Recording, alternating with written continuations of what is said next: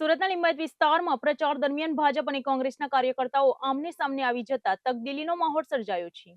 મદનપુર વિસ્તારમાં high voltage drama વચ્ચે નારેબાજી અને શાબ્દિક યુદ્ધ જોવા મળ્યું હતું.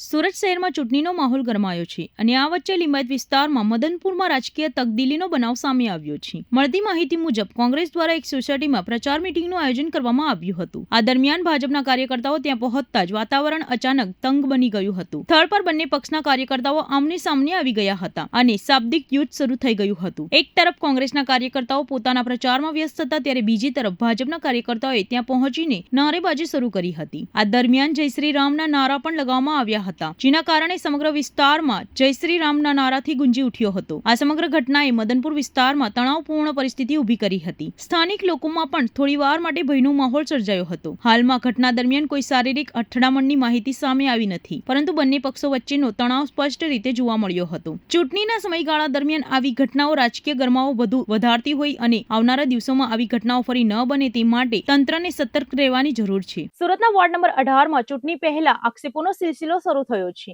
કોંગ્રેસના ઉમેદવાર ખુમાનસિંહે ગંભીર આરોપ લગાવતા જણાવ્યું કે મતદારોનો આઈડી કાર્ડ એકત્રિત કરીને બોગસ મતદાન કરવાની કોશિશ થઈ રહી છે. आज हमारी टीम डोर डोर जा रही थी, तो वहां पर कुछ लोगों ने, विरोधी लोगों ने, सब जो फर्जी वोटिंग के बारे में उनका प्लान चल रहा है, हर आदमी से वो आईडी कार्ड अपना ले रहे हैं. तो आपके लाइव माध्यम से मैं यह कहना चाहता हूं कि कोई भी ऐसा काम नहीं करे जिससे अपनी आईडी का मिसयूज हो.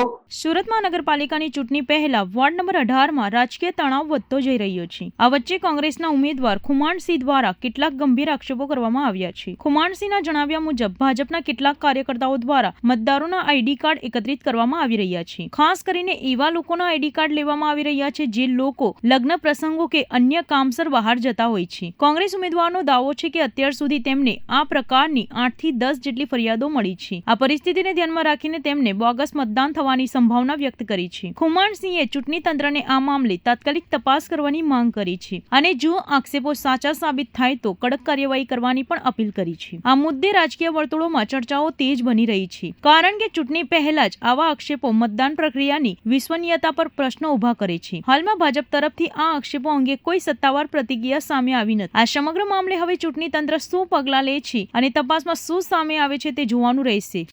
आज हमारी टीम डोर डोर जा रही थी, तो वहां पर कुछ लोगों ने, विरोधी लोगों ने, सब जो फर्जी वोटिंग के बारे में उनका प्लान चल रहा है, हर आदमी से वो आईडी कार्ड अपना ले रहे हैं.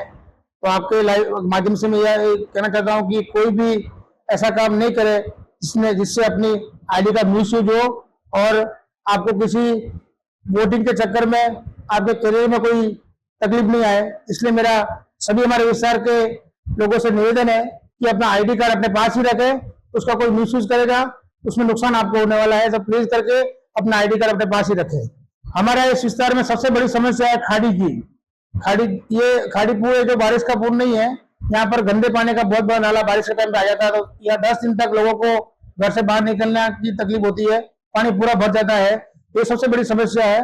इसमें कि यहाँ कुमारियापुरा गांव, सारोलीपुरा गांव, सनिया गांव, पर्वत पाटिया, ऋषि विहार, माधव बाग, इस एरिया में पूरा पानी भर जाता है. इस समस्या को लेके हम लोग, अगर हमारा पैनल यहाँ से जीत के जाता है तो हम लोग इस पहली समस्या हमारी प्रायोरिटी ये रहेगी कि पानी को किस तरीके से इसको कंट्रोल किया जाए. સુરત શહેરમાં no drugs in Surat city અભિયાન હેઠળ ભિસ્તાન પોલીસ સ્ટેશને ગાંજાના જથ્થા સાથે એક આરોપીને ઝડપી પાડ્યો છે. પોલીસે આરોપી પાસેથી મુદ્દામાલ જપ્ત કર્યો છે. સુરત શહેરમાં નશા વિરોધી અભિયાનની વધુ વેગ આપતા ભિસ્તાન પોલીસ સ્ટેશનને મોટી સફળતા મળી છે. No drugs in Surat city અભિયાન અંતર્ગત પોલીસને મળેલી ચોક્કસ બાતમીના આધારે ભિસ્તાન વિસ્તારમાં વોચ ગોઠવવામાં આવી હતી. આ દરમિયાન એક શંકાસ્પદ વ્યક્તિને રોકીને તેની તપાસ કરવામાં આવી હતી. તપાસ દરમિયાન આરોપી પાસેથી ગાંજો મળી આવ્યો હતો, જેના આધારે પોલીસે તરત જ આરોપીને ઝડપી પાડીને NDPS એક્ટ હેઠળ ગુનો નોંધ્યો હતો. પકડાયેલ આરોપીની ઓળખ સૈફ તૌફિક ઇબ્રાહીમ તરીકે થઈ છે, જે ભિસ્તાન વિસ્તારમાં રહે છે. પોલીસે આરોપી પાસેથી અંદાજે 198 ગ્રામ ગાંજો કબજે કર્યો હતો, જેની કિંમત આશરે 4800 રૂપિયા જેટલી થઈ હોવાનું સામે આવ્યું છે. આ ઉપરાંત આરોપી પાસેથી મોબાઈલ ફોન અને રોકડ રકમ સહિત કુલ મળીને આશરે 47,000 થી વધુનો મુદ્દામાલ જપ્ત કરવામાં આવ્યો છે. આ કામગીરી પોલીસના ઉચ્ચ અધિકારીઓના માર્ગદર્શન હેઠળ સફળતાપૂર્વક પાર પાડવામાં આવી છે. હાલમાં પોલીસે NDPS એક્ટ હેઠળ ગુનો નોંધીને આગળની તપાસ હાથ ધરી છે. સુરતમાં અસામાજિક તત્વોનો આતંક વધતો જાય છે.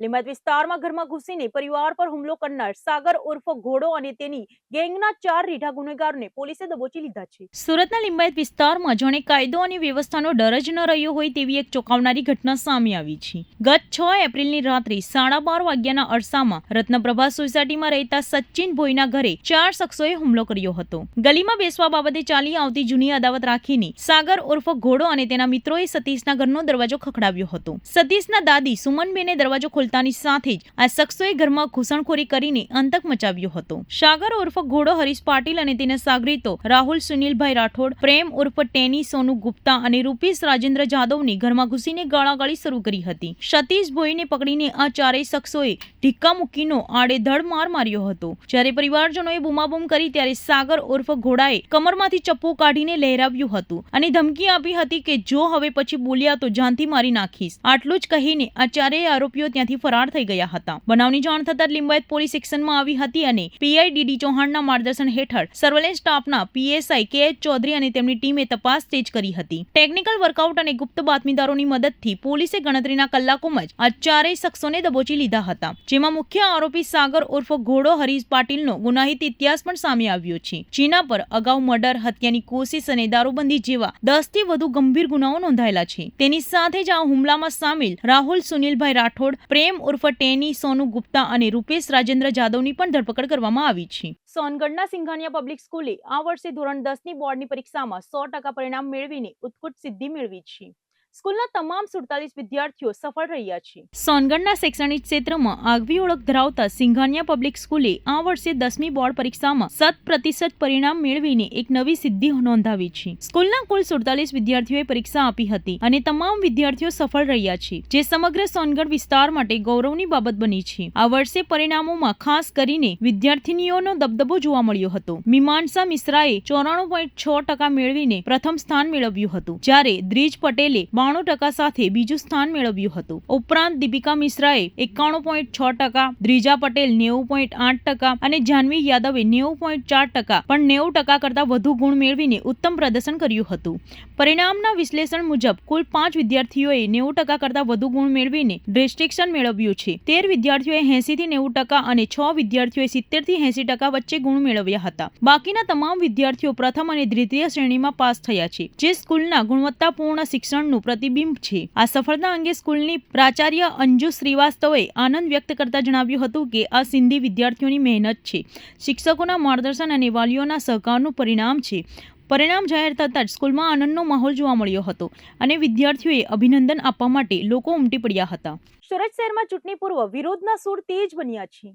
વોર્ડ નંબર 28માં પ્રચાર માટે ગયેલા ભાજપના કાર્યકર્તાઓને સ્થાનિક લોકોએ વિરોધ સાથે પરત ફરવા મજબૂર કર્યા હોવાનો બનાવ સામે આવ્યો છે. સુરત શહેરમાં ચૂંટણીનો માહોલ ગરમાયો છે અને આ વચ્ચે વિવિધ વિસ્તારોમાંથી રાજકીય વિરોધના દ્રશ્યો સામે આવી રહ્યા છે. વોર્ડ નંબર 28માં ભાજપના કાર્યકર્તાઓ ડોર ટુ ડોર પ્રચાર માટે એક સોસાયટીમાં પહોંચ્યા હતા, પરંતુ અહીં તેમને સ્થાનિક રહીશોનો ભારે વિરોધનો સામનો કરવો પડ્યો હતો. સ્થાનિક લોકો દ્વારા આક્ષેપો કરવામાં આવ્યા છે કે છેલ્લા 5 વર્ષ દરમિયાન તેમના વિસ્તારમાં કોઈ પણ સમસ્યાઓ સાંભળવા માટે ભાજપના નેતાઓ આવ્યા નથી, જેના કારણે લોકોમાં નારાજગી જોવા મળી રહી છે. વિરોધ દરમિયાન કેટલાક રહીશોએ ભાજપ વિરુદ્ધ નારા લગાવ્યા હતા, જેમાં ભ્રષ્ટાચારી ભાજપ જેવા સૂત્રોચ્ચાર પણ કરવામાં આવ્યા હતા. બીજી તરફ ભાજપના કાર્યકર્તાઓએ પણ ભારત માતા કી જયના નારા લગાવીને પોતાની હાજરી નોંધાવી હતી. પરિસ્થિતિ તંગ બનતા અંતે ભાજપના કાર્યકર્તાઓને ત્યાંથી પાછા ફરવું પડ્યું હતું. માત્ર વોર્ડ નંબર 28 નહીં, પરંતુ સુરત શહેરના અન્ય વિસ્તારોમાં પણ આવી જ પરિસ્થિતિ જોવા મળી રહી છે. વરાછા, કતારગામ, ઉધના અને પાંડેસરા જેવા વિસ્તારોમાં અલગ અલગ સોસાયટીઓમાં ભાજપના ઉમેદવારો અને કાર્યકર્તાઓનો વિરોધ નોંધાઈ રહ્યો છે. સ્થાનિક લોકો દ્વારા વિકાસના અભાવ, મૂળભૂત સુવિધાઓની સમસ્યાઓ અને સંવાદના અભાવને લઈને અસંતોષ વ્યક્ત કરવામાં આવી રહ્યો છે. આવા વિરોધને કારણે ચૂંટણી પહેલા રાજકીય પરિસ્થિતિ વધુ રસપ્રદ અને પડકારજનક બની રહી છે. હવે જોવાનું એ રહ્યું છે કે આ વિરોધ ચૂંટણીના પરિણામો પર કેટલો પ્રભાવ પડે છે. સુરતના ડિંડોલી વિસ્તારમાં મોડી રાત્રે હત્યાનો બનાવ સામે આવ્યો છે.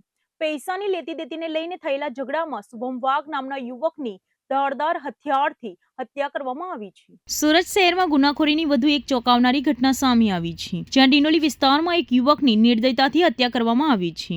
મળતી માહિતી અનુસાર ડિંડોલીના ચેતનનગર વિસ્તારમાં મોડી રાત્રે આ બનાવ બન્યો હતો. મૃતકની ઓળખ શુભમ વાઘ તરીકે થઈ છે. પ્રાથમિક માહિતી મુજબ શુભમ વાઘ પૈસાની લેતી દેતી મામલે સામેવાળા વ્યક્તિ સાથે વાત કરવા ગયો હતો. તે પોતાના પૈસા માંગવા માટે આરોપી પાસે પહોંચ્યો હતો. તે દરમિયાન બંને વચ્ચે બોલાચાલી થઈ હતી, જે થોડા જ સમયમાં ઉગ્ર સ્વરૂપ ધારણ કરી ગઈ હતી. આરોપીએ ગુસ્સામાં વિસ્તારમાં આવીને ધારદાર હથિયાર વડે શુભમ વાઘ પર હુમલો કર્યો હતો. હુમલો એટલો ગંભીર હતો કે શુભમ વાઘ ગંભીર રીતે ઇજાગ્રસ્ત થયો હતો. આ બનાવ ઘરની બહાર જ બન્યો હતો, જેના કારણે તે વિસ્તારમાં ભય અને દહેશતનો માહોલ સર્જાયો હતો. ઘટના બાદ તરત જ શુભમ વાઘને નજીકની ખાનગી હોસ્પિટલમાં ખસેડવામાં આવ્યો હતો, જ્યાં હાજર તબીબોએ તેને મૃત જાહેર કર્યો હતો. આ ઘટનાની જાણ થતાં ડિંડોલી પોલીસ તાત્કાલિક ઘટનાસ્થળે પહોંચી હતી અને સમગ્ર મામલે તપાસ શરૂ કરી હતી. પોલીસ દ્વારા આરોપીની શોધખોળ હાથ ધરવામાં આવી રહી છે અને આસપાસના સીસીટીવી ફૂટેજ તેમજ અન્ય પુરાવાઓના આધારે તપાસ આગળ ધપાવવામાં આવી રહી છે. આ ઘટના ફરી એકવાર દર્શાવે છે કે નાની બાબતો, ખાસ કરીને પૈસાની લેતી દેતી જેવા વિવાદો ક્યારેક જીવલેણ બની શકે છે. હાલમાં પોલીસે ગુનો નોંધીને વધુ તપાસ હાથ ધરી છે અને આરોપીને ઝડપી પાડવા માટે કાર્યવાહી તેજ કરી છે.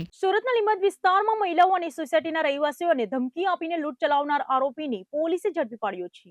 આરોપીએ આશરે 3.5 લાખ રૂપિયાનું નુકસાન પહોંચાડ્યા હોવાનો ખુલાસો થયો છે. સુરત શહેરના લીંબત વિસ્તારમાંથી એક ચોંકાવનારો ગુનો સામે આવ્યો છે, જ્યાં મહિલાઓને નિશાન બનાવીને લૂંટ અને ધમકી આપવાની ઘટના પ્રકાશમાં આવી છે. લીંબત પોલીસ સ્ટેશનમાં નોંધાયેલી ફરિયાદ મુજબ એક આરોપી સચિન ધર્મેન્દ્ર ચૌધરી દ્વારા તે વિસ્તારની મહિલાઓ અને સોસાયટીના રહેવાસીઓને નિશાન બનાવવામાં આવતા હતા. આરોપી ગલીઓમાં આવીને મહિલાઓની ચેઇન અને અન્ય કિંમતી સામાનની તોડફોડ કરીને લૂંટ ચલાવતો હતો. સાથે જ જો કોઈ વિરોધ કરે તો તેને જાનથી મારી નાખવાની ધમકી આપતો હતો. ફરિયાદ મુજબ આરોપીએ આ પ્રકારની પ્રવૃત્તિઓ કરીને આશરે 3,20,000 રૂપિયાનું નુકસાન પહોંચાડ્યું છે. આ ઘટનાની ગંભીરતાને ધ્યાનમાં લઈને પોલીસ કમિશનર તથા ઉચ્ચ અધિકારીઓના માર્ગદર્શન હેઠળ લીંબત પોલીસ દ્વારા વિશેષ ટીમ બનાવીને તપાસ હાથ ધરવામાં આવી હતી. પોલીસે ટેકનિકલ સર્વેલન્સ અને હ્યુમન સોર્સના આધારે આરોપીની ઓળખ કરીને તેને ઝડપી પાડવામાં સફળતા મેળવી છે. આ કેસમાં એક નાબાલિગની સંડોવણી પણ સામે આવી છે, જેને કાયદેસરની કાર્યવાહી હેઠળ કસ્ટડીમાં લેવામાં આવ્યો છે. પકડાયેલા આરોપી સચિન ધર્મેન્દ્ર ચૌધરીની આગળની કાર્યવાહી માટે કોર્ટમાં રજૂ કરવામાં આવ્યો છે. પોલીસ દ્વારા આ કેસમાં વિવિધ કલમો હેઠળ ગુનો નોંધવામાં આવ્યો છે અને વધુ તપાસ ચાલુ છે.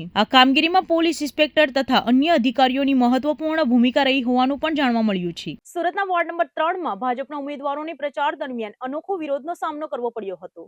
જનતાએ હાર પહેરાવીને જ આકરા સવાલો પૂછતા રાજકીય માહોલ ગરમાયો છે. સુરત મહાનગરપાલિકાની ચૂંટણીને લઈને શહેરમાં રાજકીય ગરમાવો વધી રહ્યો છે અને આ વચ્ચે વોર્ડ નંબર 3 માં એક અનોખું દ્રશ્ય જોવા મળ્યું હતું. અહીં પ્રચાર માટે ગયેલા ભાજપના ઉમેદવારોને સ્થાનિક લોકોના આક્રોશનો સામનો કરવો પડ્યો હતો. ખાસ વાત એ હતી કે લોકોએ ઉમેદવારોનું સ્વાગત હાર પહેરાવીને કર્યું હતું, પરંતુ આ સ્વાગત વિજયનો સંકેત ન હતો, પરંતુ એક પ્રકારનો કટાક્ષ હતો. હાર પહેરાવ્યા બાદ લોકોએ ઉમેદવારો પર સવાલોની ઝંડી લહેરાવી હતી. બોલો હું કરજો છે 5 વર્ષ બધું કરી તો નાખ્યું છે હું બાકી એક તો રોડ હરકે છે, પછી સ્કૂલ કેવી છે સાહેબ? અહીંયા સ્કૂલ એ સારી છે, કેવી છે પણ સારી, એટલે અહીંયા કેટલાને છોકરા ભણવા છે ખબર છે તમે? શું મોકલો ડ્રો સિસ્ટમ એટલે ક્યાંથી મોકલે? ક્યાં આવે છે સરકારી સ્કૂલોમાં?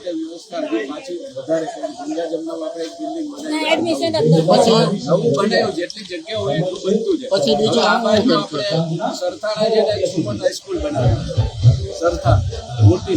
લોકો સીધા પૂછતા હતા કે છેલ્લા 5 વર્ષ દરમિયાન તેઓ ક્યાં હતા અને તેમના વિસ્તારમાં શું વિકાસ કામ કરવામાં આવ્યા. આ વિરોધમાં ખાસ કરીને સ્થાનિક મહિલાઓ આગળ રહી હતી. મહિલાઓએ રસ્તા, ગટર, પાણી અને અન્ય મૂળભૂત સુવિધાઓ અંગે પ્રશ્નો ઉઠાવ્યા હતા. સ્થાનિક લોકોમાં રહેલો રોષ એટલો સ્પષ્ટ હતો કે ઉમેદવારો માટે પ્રચાર કરવો મુશ્કેલ બની ગયો હતો. કેટલાક સમયે ઉમેદવારો પાસે આ સવાલોનો સ્પષ્ટ જવાબ પણ ન હતો, જેના કારણે તેઓ મૌન ધારણ કરતા જોવા મળ્યા હતા. આ સમગ્ર ઘટનાએ બતાવ્યું છે કે હવે મતદારો વધુ જાગૃત બન્યા છે અને માત્ર વચનો પર નહીં પણ કામના હિસાબ પર મત આપવાનું મન બનાવી રહ્યા છે. વોર્ડ નંબર 3 ની આ ઘટના હવે સમગ્ર શહેરમાં ચર્ચાનો વિષય બની ગઈ છે અને ચૂંટણી પહેલા રાજકીય સમીકરણોને અસર કરી રહી છે.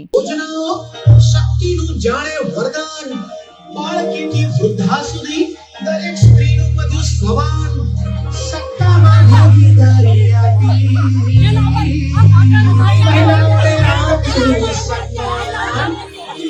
શક્તિ વંદન અભિયાન કી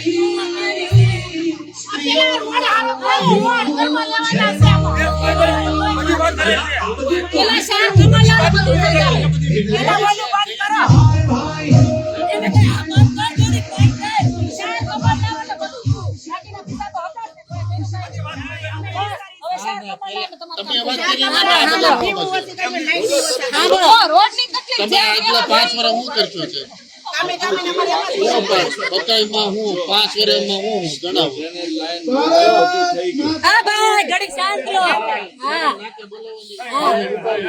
જવાબ આપવા ભણેલા છે બોલો હું કરજો છે 5 વર્ષ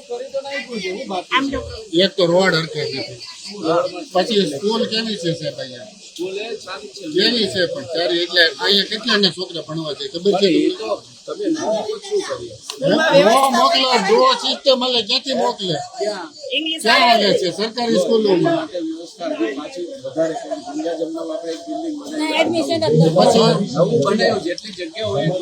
પછી બીજું આમ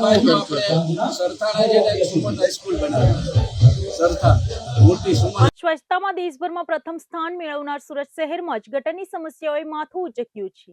અશ્વિની કુમાર રોડ પર દુકાનદારો વર્ષોથી ગંદા પાણીની સમસ્યાથી પરેશાન છે, છતાં તંત્ર તરફથી કોઈ સ્થાયી ઉકેલ મળતો નથી. સુરત શહેરને દેશના સૌથી સ્વચ્છ શહેરોમાં ગણવામાં આવે છે, પરંતુ શહેરના કેટલાક વિસ્તારોમાં મૂળભૂત સુવિધાઓની સમસ્યા હજી પણ યથાવત જોવા મળી રહી છે. અશ્વિની કુમાર રોડ પર આવેલા દુકાનદારો છેલ્લા ઘણા વર્ષોથી ડ્રેનેજની ગંભીર સમસ્યાનો સામનો કરી રહ્યા છે. દુકાનદારોનો આક્ષેપ છે કે રોજિંદા ગટરના પાણી દુકાનોની બહાર અને ઘણી વખત અંદર સુધી ઉભરાઈ જાય છે અને નીચે આ પાણી ભરાય છે અને અવારનવાર ઘણી વખત ગંદકીઓ થાય છે અને વર્ષમાં 2-3 વખત આવું થાય છે. એસએમસી ને અમે છેલ્લા 5-1 વર્ષથી ફરિયાદો અને અરજીઓ કરીએ છે, પણ એસએમસી અમારું કઈ સાંભળતી નથી. અમને ખબર નથી અમારો શું ભૂલ છે, અમારો શું ગુનો છે.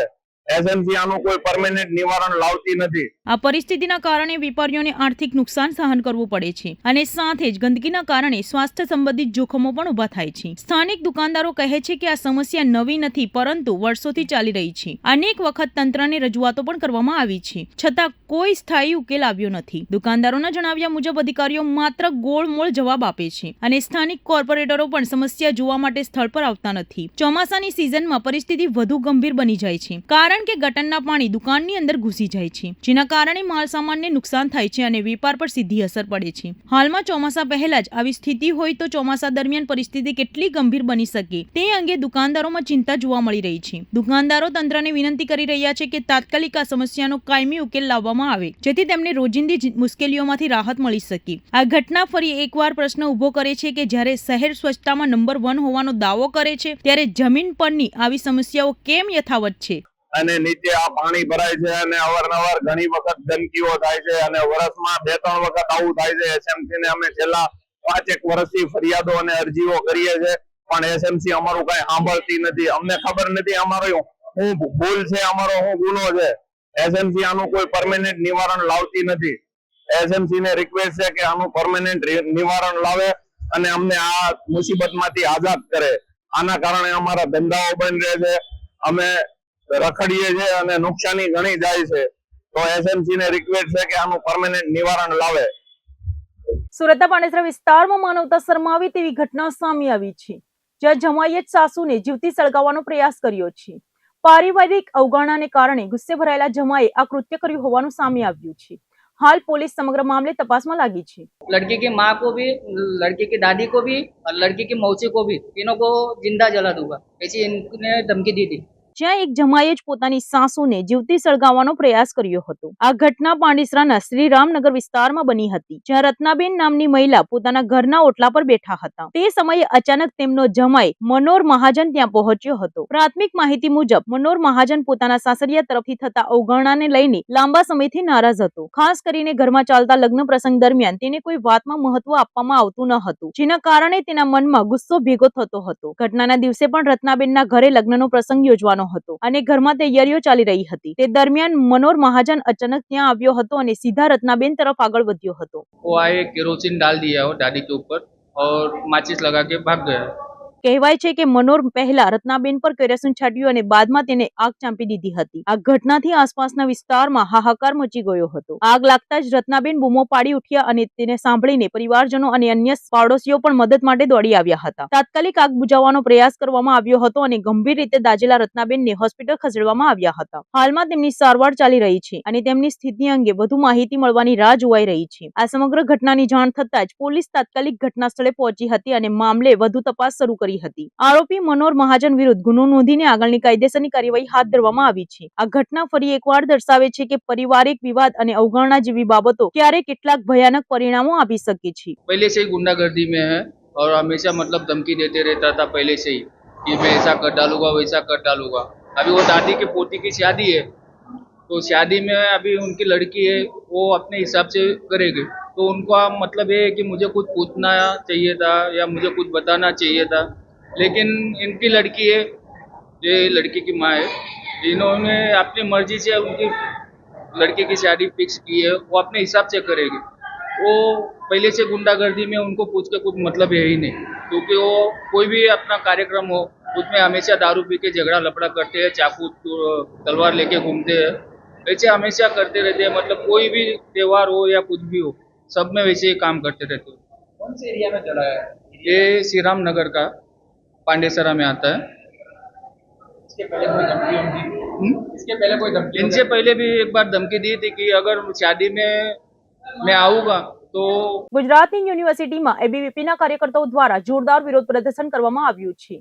સરકાર દ્વારા શરૂ કરવામાં આવેલ જીકાસ પોર્ટલ સામે વિદ્યાર્થીઓએ અસંતોષ વ્યક્ત કરતા તેમને બંધ કરવાની માંગણી ઉઠાવી છે. ગુજરાતની એક યુનિવર્સિટી ખાતે આજે એબીવીપી એટલે કે અખિલ ભારતીય વિદ્યાર્થી પરિષદના કાર્યકર્તાઓ દ્વારા વિરોધ પ્રદર્શન કરવામાં આવ્યું હતું. સરકાર દ્વારા શરૂ કરવામાં આવેલ જીકાસ પોર્ટલના વિરોધમાં મોટી સંખ્યામાં વિદ્યાર્થીઓ કાર્યકર્તાઓ એકત્ર થયા હતા અને યુનિવર્સિટી કેમ્પસમાં જોરદાર નારેબાજી કરી હતી. વિદ્યાર્થીઓનો આક્ષેપ છે કે આ પોર્ટલના કારણે એડમિશન પ્રક્રિયામાં પારદર્શિતાની જગ્યાએ ગેરરીતિનો પ્રોત્સાહન મળી રહ્યો છે. તો આમાં કઈ ને કઈ જે સરકાર છે એ પ્રાઇવેટ યુનિવર્સિટીઓને પ્રાધાન્ય આપીને જે જીકાસમાં સમાવેશ કરવામાં નથી આવ્યો, તો વિદ્યાર્થી પરિષદ એક આનો વિરોધ કરે છે અને એક માંગ બી કરે છે કે પ્રાઇવેટ યુનિવર્સિટીનો પણ જીકાસ પોર્ટલની અંદર સમાવેશ કરવામાં આવે, અથવા તો જો પ્રાઇવેટ યુનિવર્સિટીનો સમાવેશ ના કરવો હોય તો 100% જીકાસ પોર્ટલ બંધ કરવામાં આવે અને સાથે સાથે જે સરકાર દ્વારા જે જીકાસના નામે જે 300 રૂપિયા ફોર્મના લેવામાં આવે છે એ 300 રૂપિયા જે નિઃશુલ્ક કરવામાં આવે અથવા તો એમાં ઘટાડો કરવામાં આવે, કેમ કે છેવાડાના ગામડાઓના વિદ્યાર્થીઓ 300 રૂપિયા પણ પોતે નથી ભરી શકતા.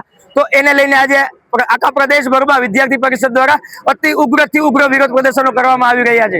તેઓએ જણાવ્યું કે ગુજરાતમાં એડમિશનના નામે એક પ્રકારનું એડમિશન માફિયા કાર્યરત છે, જેને કારણે સામાન્ય વિદ્યાર્થીઓને નુકસાન ભોગવવું પડે છે. એબીવીપીના કાર્યકર્તાઓએ આ પોર્ટલને તાત્કાલિક બંધ કરવાની માંગણી કરી હતી અને સરકાર સામે કડક શબ્દોમાં વિરોધ વ્યક્ત કર્યો હતો. વિરોધ દરમિયાન વિદ્યાર્થીઓએ બેનરો અને પ્લે કાર્ડ સાથે પોતાની માંગણીઓ રજૂ કરી હતી. વિદ્યાર્થીઓનું કહેવું છે કે જો તેમની માંગણીઓ પર ધ્યાન આપવામાં નહીં આવે તો તેઓ આગામી સમયમાં વધુ ઉગ્ર આંદોલન કરશે. આ સમગ્ર ઘટનાની જાણ થતા યુનિવર્સિટી પ્રશાસન અને પોલીસ પણ સતર્ક બની ગયા હતા અને પરિસ્થિતિને કાબૂમાં રાખવા માટે જરૂરી પગલાં લેવામાં આવ્યા હતા. હાલમાં સમગ્ર મામલે સરકાર તરફથી કોઈ સત્તાવાર પ્રક્રિયા સામે આવી નથી, પરંતુ વિદ્યાર્થીઓના આ વિરોધને ધ્યાનમાં રાખીને આવનારા સમયમાં કોઈ નિર્ણય લેવામાં આવે તેવી શક્યતા વ્યક્ત કરવામાં આવી રહી છે. આજે અખિલ ભારતીય વિદ્યાર્થી પરિષદ દ્વારા ઉગ્ર વિરોધ થઈ રહ્યો છે. એનું કારણ એ છે કે જીકાસ પોર્ટલમાં છેલ્લા ઘણા સમયથી ખામીઓ છે, પરંતુ આ ખામીઓ દૂર થઈ નથી. વિદ્યાર્થી પરિષદ દ્વારા વારંવાર આ માંગણી થઈ છે, પરંતુ છતાં પણ આ ખામીઓ દૂર કરવામાં આવી નથી. એટલે વિદ્યાર્થી પરિષદ દ્વારા એ માંગણી છે કે જીકાસ પોર્ટલમાં 100% સુધારો આવે, નહીંતર જીકાસ પોર્ટલ જ બંધ કરી દેવામાં આવે. આજે કેવા પ્રકારનો વિરોધ કરી રહ્યા છે?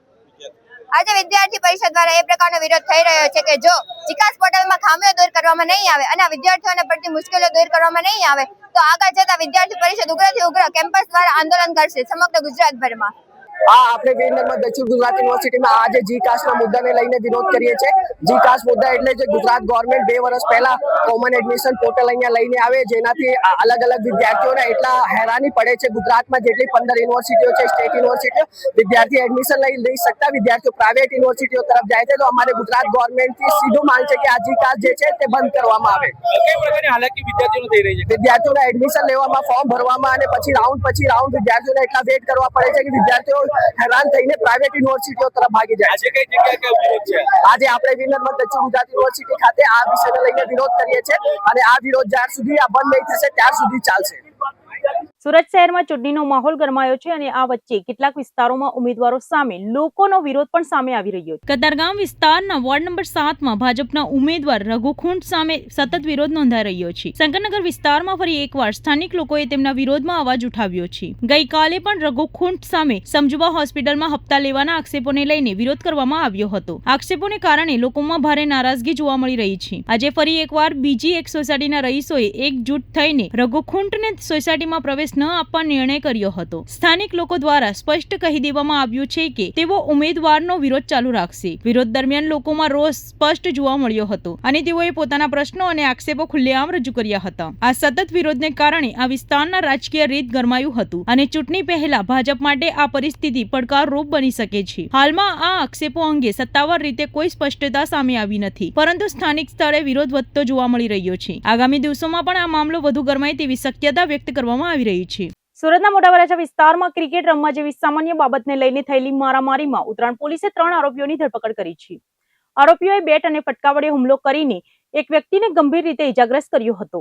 આ ઘટના મોટા વરાછા વિસ્તારમાં આવેલા સુમન નિવાસ આવાસમાં બની હતી. માહિતી મુજબ 15 એપ્રિલ 2026 ના રોજ રાત્રે લગભગ 10 વાગે કેટલાક લોકો વચ્ચે ક્રિકેટ રમવા બાબતે બોલાચાલી થઈ હતી. આ બોલાચાલી થોડા જ સમયમાં ઉગ્ર સ્વરૂપ ધારણ કરી ગઈ હતી અને મામલો મારામારી સુધી પહોંચી ગયો હતો. આરોપીઓએ લાકડાના બેટ અને ફટકા વડે ફરિયાદી પર હુમલો કર્યો હતો, જેના કારણે તેને ગંભીર ઇજાઓ પહોંચી હતી. હુમલાની આ ઘટનાથી સમગ્ર સોસાયટીમાં ભયનો માહોલ ફેલાયો છે. આ ઘટનાથી જાણ થતાં જ ઉત્તરાયણ પોલીસ તાત્કાલિક હરકતમાં આવી હતી અને તપાસ શરૂ કરી હતી. પોલીસે ઝડપથી કાર્યવાહી કરતા અનિલ ભાલિયા, શુભમ ભાલિયા અને એક મહિલાની ધરપકડ કરી છે. પોલીસ તપાસમાં સામે આવ્યું છે કે આરોપીઓએ સોસાયટીમાં પોતાનો ખોફ અને ડર ઉભો કરવાના ઈરાદો રાખીને આ હિંસક હુમલો કર્યો હતો. ધરપકડ બાદ પોલીસે આરોપીઓને ઘટના સ્થળે લઈ જઈને સમગ્ર ઘટનાનું રીકન્સ્ટ્રક્શન પણ કરાવ્યું હતું, જેથી ઘટનાની હકીકત વધુ સ્પષ્ટ થઈ શકે. હાલમાં પોલીસે આરોપીઓ વિરુદ્ધ કાયદેસરની કાર્યવાહી હાથ ધરી છે અને સમગ્ર મામલે વધુ તપાસ ચાલુ કરી છે. આ ઘટના ફરી એકવાર દર્શાવે છે કે નાની બાબતો પણ ક્યારેક ગંભીર હિંસામાં પરિવર્તિત થઈ શકે છે.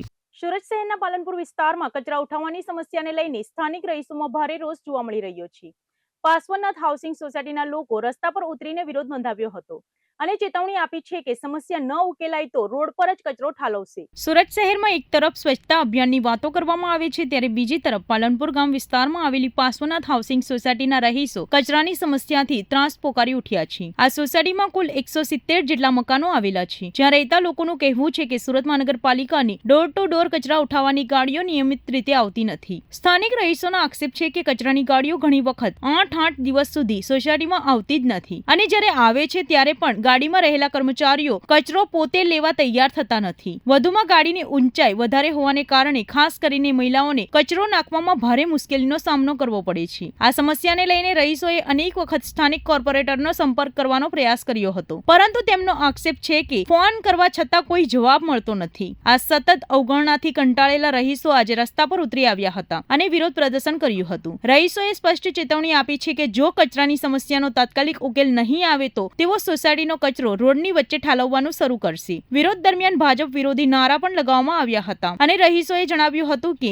જ્યાં સુધી તેમની સમસ્યાનો ઉકેલ નહીં આવે ત્યાં સુધી તેઓ કોઈ પણ પ્રકારની ચૂંટણી પ્રવૃત્તિને સોસાયટીમાં પ્રવેશવા નહીં દે. આ સમગ્ર ઘટનાએ ફરી એકવાર શહેરની મૂળભૂત સુવિધાઓ અને તંત્રની કામગીરી પર પ્રશ્નો ઉભા કર્યા છે. હવે જોવાનું એ રહ્યું છે કે તંત્ર આ મુદ્દે કેટલું ઝડપથી પગલાં લે છે અને રહીશોની સમસ્યાનો ઉકેલ લાવે છે. સમસ્યામાં એવું છે કે છેલ્લા 8-10 મહિનાથી કચરાની ગાડી આવે છે પણ કચરો લેતો નથી અને અમારે ત્યાંના લેડીઝો કચરો લેવાનું કહી છે તો દાદાગીરી કરે છે ને વચ્ચે તો એકવાર એ લોકો ટેમ્પો વચ્ચે સોસાયટીમાં મૂકીને ભાગી ગયેલા હતા. એસએમસીના સાહેબ ત્યારે મયુરસિંહ ઝાલા કરીને હતા, તેને પણ મેં બોલાવેલા હતા, ત્યાર પછી પણ કોઈ નિવારણ આવ્યું નથી.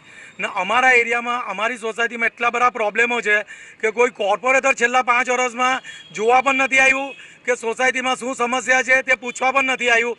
આજે 5 વર્ષ થયા અને અમે ફોન કરીએ છીએ નેન્સીબેનને કે રાજનભાઈને, તો કોઈ ફોન ઉઠાવતું નથી. સામેથી અમને કોઈ જવાબ પણ મળતો નથી કે એ લોકો રિટર્નમાં ફોન પણ નથી કરતા. તો અમારે સમસ્યા કોને કહેવાની? અમે ઇલેક્શન આવે છે તો અમારે સોસાયટીવાળાએ નક્કી કર્યું છે કે ભાજપવાળાને વોટ આપવા નહીં. અમે હવે માણસ જોઈને વોટ આપીશું, પક્ષ જોઈને નહીં આપીશું. અત્યાર સુધી પક્ષ જોઈને વોટ આપ્યો છે નરેન્દ્ર ગાંધીને જોઈને. હવે અમે માણસ જોઈને વોટ આપીશું. જે કામ કરશે તેને જ અમે લાવીશું અમારા એરિયામાં. કારણ કે છેલ્લા 5 વર્ષમાં એક પણ વાર અમારી સોસાયટીમાં કોઈ અમને પૂછવા નથી આવ્યું. અમારી ઘણી સમસ્યાઓ છે, અમારી સોસાયટીની ઘણી સમસ્યાઓ છે. લેડીઝોને ઘણી તકલીફો પડે છે, સવારે ગમે તે ટાઈમે આવે છે અને ટેમ્પો એટલો ઊંચો છે કે લેડીઝનો હાથ પણ પહોંચતો નથી. તો આ બીજી બધી સોસાયટીઓમાં હું તમને સોસાયટીઓના નામ આપું: સાઈ રચના, શાંતિસાગર, પ્રવેશ સોસાયટી, સિલ્વર પાર્ક, બધે કચરાવાળા પોતે કચરો લઈને નાખે છે. અમારી સોસાયટીમાં કેમ ના પાડે છે? આવો અન્યાય કેમ કરે છે? એટલે આ ચલાવવામાં આવશે નહીં. તો અમે કાલથી કચરો રોડ પર નાખીશું બધા. પછી એસએમસી વાળા અમને કહેવા આવશે, અમે કોઈ સાંભળશું નહીં. એટલે અત્યારે હું તમને કહી દઉં છું કે તમારા ટેમ્પાવાળા જે દાદાગીરી કરે છે એ બંધ કરાવી દઉં. આજે પણ સવારે બહુ દાદાગીરી કરીને ગયો છે સોસાયટીમાં, તમારાથી થાય તે કરી લેવું, અમે કાલથી નહીં આવીશું. એટલે આ મારો પ્રોબ્લેમ છે. કે કચરાવાળાનો બહુ ત્રાસ છે, બહુ તકલીફ છે. એ આવે છે, કોઈનો કચરો લેતો નથી, કોપરેટ કરતો નથી અને દાદાગીરીમાં એવું કરે છે કે ભાઈ તમારાથી થાય તે કરી લો, પણ અમારું એવું કહેવું છે કે કચરાવાળાને પહેલાં તો બોલવાનો રાઇટ નથી. એણે સીધું એના જે કોન્ટ્રાક્ટર હોય એને જણાવવાનું હોય કે ભાઈ આ સોસાયટીને પ્રોબ્લેમ છે, બરાબર છે. તો હું એમ કહું એને પગાર મળે છે, એ પગાર લે છે, તો પછી અમારી સોસાયટી સાથે આવો અન્યાય શા માટે કરવામાં આવે છે? અને બીજું કે હરેક વાર તહેવારે બોણી પણ લઈ જાય છે, એનો બી અમને કોઈ પ્રોબ્લેમ નથી. ભાઈ કામ કરે છે તો નાનો માણસ લઈ જાય, અમે કોપરેટ કરીએ છીએ તો એ લોકો કેમ કોપરેટ નથી કરતા? અને બીજું અમે વેરો ભરીએ છીએ, અમે સુરત શહેરના નાગરિક છે, અમે વેરો ભરીએ છીએ, અમે ટેક્સ ભરીએ છીએ, અમે બધી રીતે સરકારને કોપરેટ કરીએ છીએ.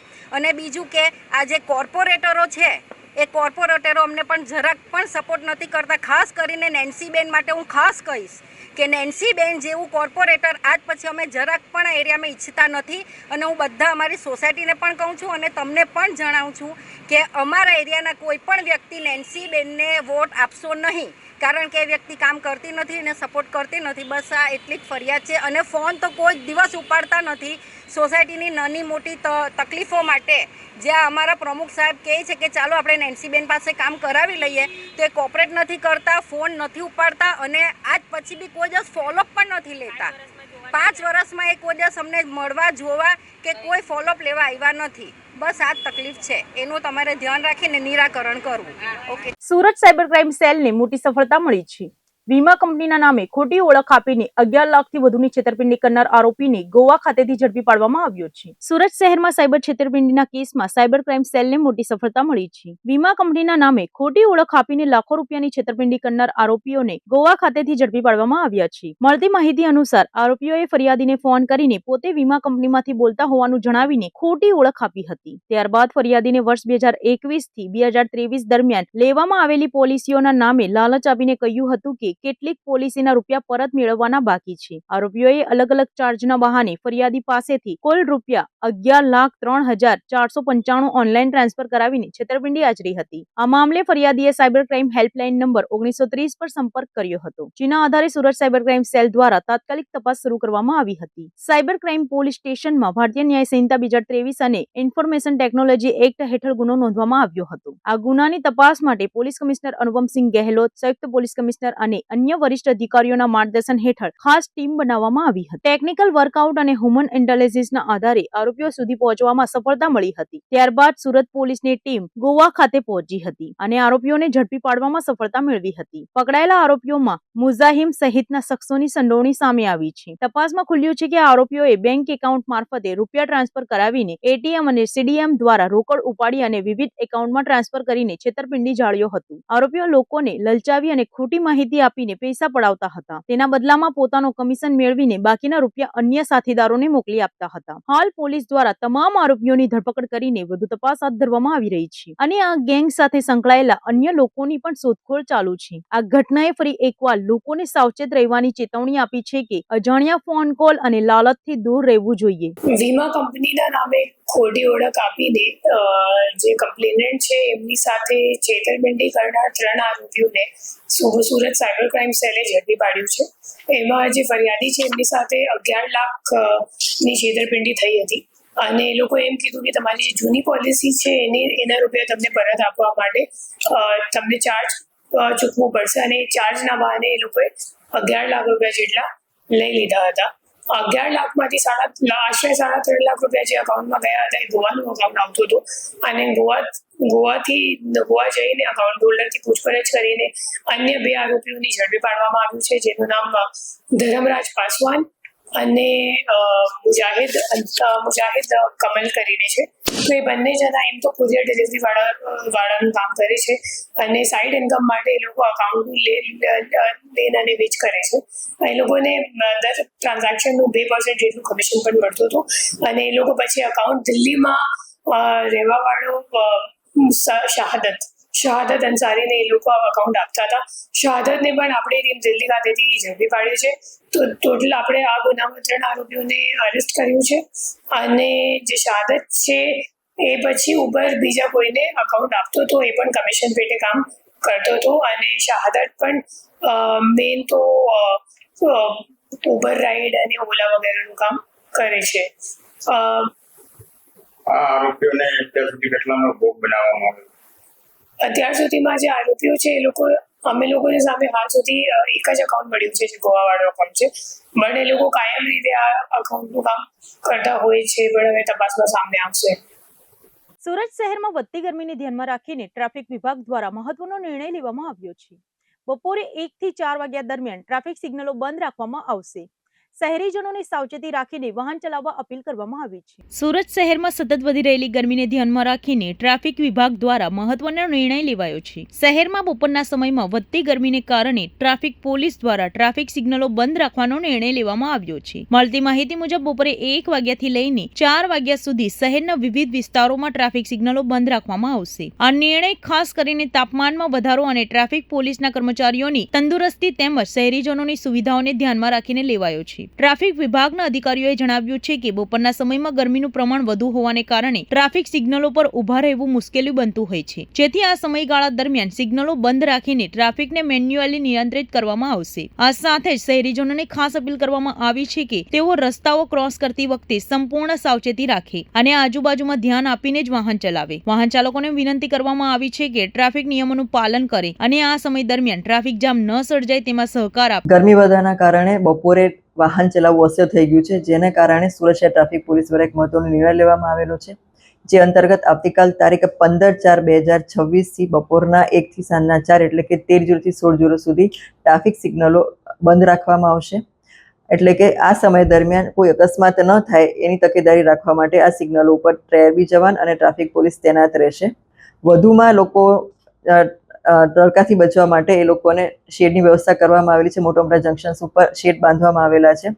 તમામ 4 વ્હીલ ચાલકોને અમે લોકો અપીલ કરીએ છીએ કે તમે લોકો 2 વ્હીલ જે ચાલકો છે એ લોકોને આ શેડમાં ઉભા રહેવા માટે જગ્યા કરી આપે અને આ સમય દરમિયાન અમને સહકાર આપવા માટે તમામને નમ્ર અપીલ છે. સુરત શહેરમાં ભાજપ સામે ઉભા થયેલા વિરોધ વચ્ચે હવે પાર્ટીએ ડેમેજ કંટ્રોલ કરવાની કવાયત શરૂ કરી છે. અડાજણપાલ વિસ્તારમાં વિરોધ બાદ ધારાસભ્ય પૂર્ણેશ મોદી લોકો વચ્ચે જઈને સમાધાન કરવાનો પ્રયાસ કરી રહ્યા છે. સુરત શહેરમાં સ્થાનિક સ્થળે ઉભા થયેલા વિરોધ વચ્ચે હવે ભાજપ દ્વારા ડેમેજ કંટ્રોલ કરવાની કવાયત હાથ ધરવામાં આવી છે. ખાસ કરીને અડાજણપાલ ઈચ્છાપુર વિસ્તારમાં લોકોના વિરોધ બાદ પાર્ટી હવે સક્રિય બની છે. મળતી માહિતી મુજબ વોર્ડ નંબર 10માં ભાજપના ઉમેદવારો સામે સ્થાનિક લોકોમાં ભારે રોષ જોવા મળ્યો હતો. અડાજણ ગામના રહીશો દ્વારા ખુલ્લેઆમ વિરોધ નોંધવામાં આવ્યો હતો અને પ્રચાર માટે આવેલા કાર્યકરોને પણ રોકવામાં આવ્યા હતા. સ્થાનિક લોકોનું કહેવું છે કે લાંબા સમયથી તે વિસ્તારમાં વિવિધ સમસ્યાઓ યથાવત છે અને તંત્ર દ્વારા યોગ્ય ધ્યાન આપવામાં આવતું નથી, જેના કારણે લોકોમાં અસંતોષ વધતો ગયો છે અને અંતે આ વિરોધ રૂપે સામે આવ્યો છે. આ પરિસ્થિતિને ધ્યાનમાં રાખીને હવે ભાજપના વરિષ્ઠ નેતાઓ મેદાને ઉતર્યા છે. વિધાનસભાના ઉપાધ્યક્ષ અને પશ્ચિમ વિધાનસભાના ધારાસભ્ય પૂર્ણેશ મોદી જાતે જ લોકો વચ્ચે જઈને તેમની સમસ્યાઓ સાંભળી રહ્યા છે અને સમાધાન લાવવાના પ્રયાસો કરી રહ્યા છે. આ સંદર્ભમાં પૂર્વ કોર્પોરેટર ઉષાબેનના નિવાસસ્થાને એક મહત્વપૂર્ણ બેઠકનું આયોજન કરવામાં આવ્યું હતું, જ્યાં સ્થાનિક આગેવાનો અને રહીશો સાથે ચર્ચા કરીને મતભેદો દૂર કરવાની પ્રક્રિયા હાથ ધરવામાં આવી હતી. બેઠક દરમિયાન લોકોની ફરિયાદો અને પ્રશ્નોને ગંભીરતાથી સાંભળવામાં આવ્યા હતા અને તેને જલ્દી ઉકેલવાના આશ્વાસન આપવામાં આવ્યા હતા. ભાજપ દ્વારા હાલ પરિસ્થિતિને નિયંત્રણ લેવા માટે સતત પ્રયાસો કરવામાં આવી રહ્યા છે, જેથી આવતા સમયમાં આવી સ્થિતિ ફરી સર્જાય નહીં. આ સમગ્ર ઘટનાએ ફરી એકવાર સ્થાનિક સ્થળે વિકાસ કાર્યો અને જન સુવિધાઓ અંગે પ્રશ્નો ઉભા કર્યા છે. હાલ જોવાનું રહ્યું કે ભાજપનો આ ડેમેજ કંટ્રોલનો પ્રયાસ કેટલા સફળ થાય છે. સુરત શહેરમાંથી મોટી પોલીસ કાર્યવાહી સામે આવી છે. પાલ, અડાજણ અને ડિંડોલી પોલીસના ગંભીર ગુનાઓમાં ફરાર આરોપી ચિરાગ મેરને સંયુક્ત ઓપરેશનમાં ઝડપી પાડવામાં આવ્યો છે.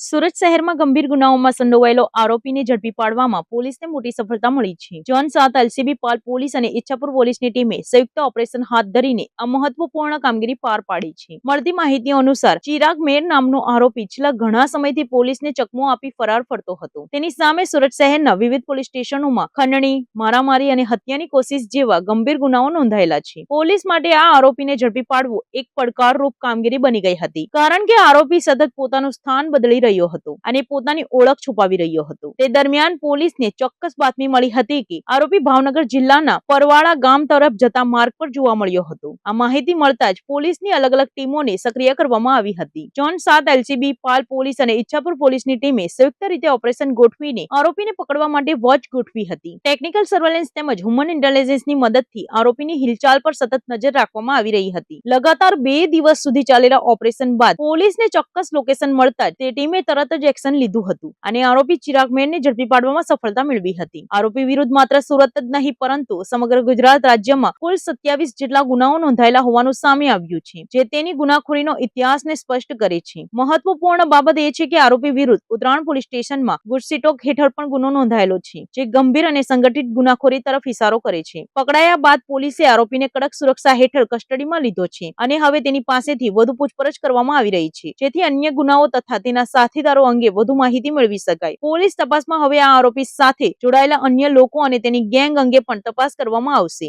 પોલીસ સ્ટેશન વિસ્તારમાં થતા જે નાગરિકોની સાથે કોઈ પણ પ્રકારનો ક્રાઇમ બને તો એફઆઈઆર રજીસ્ટર કરી આગળની કાર્યવાહી કરવા જે સૂચના આપવામાં આવેલ તે અંતર્ગત અધિક પોલીસ કમિશનર સર સેક્ટર 2, નાયબ પોલીસ કમિશનર સર ઝોન 7 ની સૂચના અનુસાર પાલ પોલીસ સ્ટેશનની અંદર જે ફરિયાદી વૈભવ અજીત કુમાર દેસાઈનાઓ સાથે ચાલુ વર્ષે 2 જાન્યુઆરીની રોજ એક ઘટના બનેલ હતી, જેમાં ચિરાગ ભરવાડ ઉર્ફ ચિરાગ મેર અને તેના સાથીદારો જોય સાટિયા, વિકી કુડાળા વગેરે મળીને જે ફરિયાદી છે એમને પોતાના મોબાઈલમાં એમના મોર ફોટા અન્ય સ્ત્રીઓ સાથેના બતાડી અને ધાક ધમકી આપી, સમાજમાં તેમની ઇજ્જત નહીં રહે એવી ધમકી આપી વિવિધ પ્રકારે એમને પાસેથી 15 લાખ રૂપિયાની માંગણી કરેલ અને એ જ સમયે તેમની પાસેથી જે વ્હીકલ હતું એમાંથી 3 લાખ રૂપિયા જેટલી કેશ રકમ પડાવી લીધેલ હતી. આ અંગે માર્ચ મહિનામાં ફરિયાદીએ પોલીસ સ્ટેશનનો સંપર્ક કરીને પોતાની ફરિયાદ આપતા ભારતીય ન્યાય સંહિતાની કલમ 308(6), 115(2), 352, 351(3) અને 61(2)(3)(5) મુજબનો ફરિયાદ દાખલ કરવામાં આવી હતી. ત્યારબાદ આ કામના જે આરોપીઓ છે તેમની શોધખોળ ચાલુ કરવામાં આવેલ હતી. ટેકનિકલ સર્વેલન્સ અને હ્યુમન ઇન્ટેલિજન્સના આધારે ડીસીપી ઝોન 7 સાહેબની એલસીબીની ટીમ તથા અલગ અલગ પોલીસ સ્ટેશનોની સાથે બનાવેલી ઝોન 7ની સંયુક્ત ટીમ 2 પીએસઆઈ અને અન્ય એલસીબી સ્ટાફ મળીને આ સંયુક્ત ટીમે બાતમી અને ટેકનિકલ સર્વેલન્સના આધારે આ જે રીઢો ગુનેગાર આરોપી છે ચિરાગ ભરવાડ તેને શોધી કાઢેલ છે. ગતરોજ ભાવનગરમાંથી તેને શોધીને અત્રે લાવતા તેની ધરપકડ કરી રિમાન્ડ મેળવવામાં આવેલ છે. આરોપીની વિગત જોઈએ તો આ આરોપી અગાઉ ગુજસીટોકમાં તેની વિરુદ્ધ ગુજસીટોક દાખલ થઈ ચૂકેલ છે. કુલ 25થી વધારે ગુના સુરત શહેરની અંદર આ આરોપીની વિરુદ્ધ દાખલ થયેલા છે અને હાલ તેના 1 દિવસના રિમાન્ડ મેળવીને પાલ પોલીસ સ્ટેશન દ્વારા ગુનાની તપાસ કરવામાં આવી રહી છે.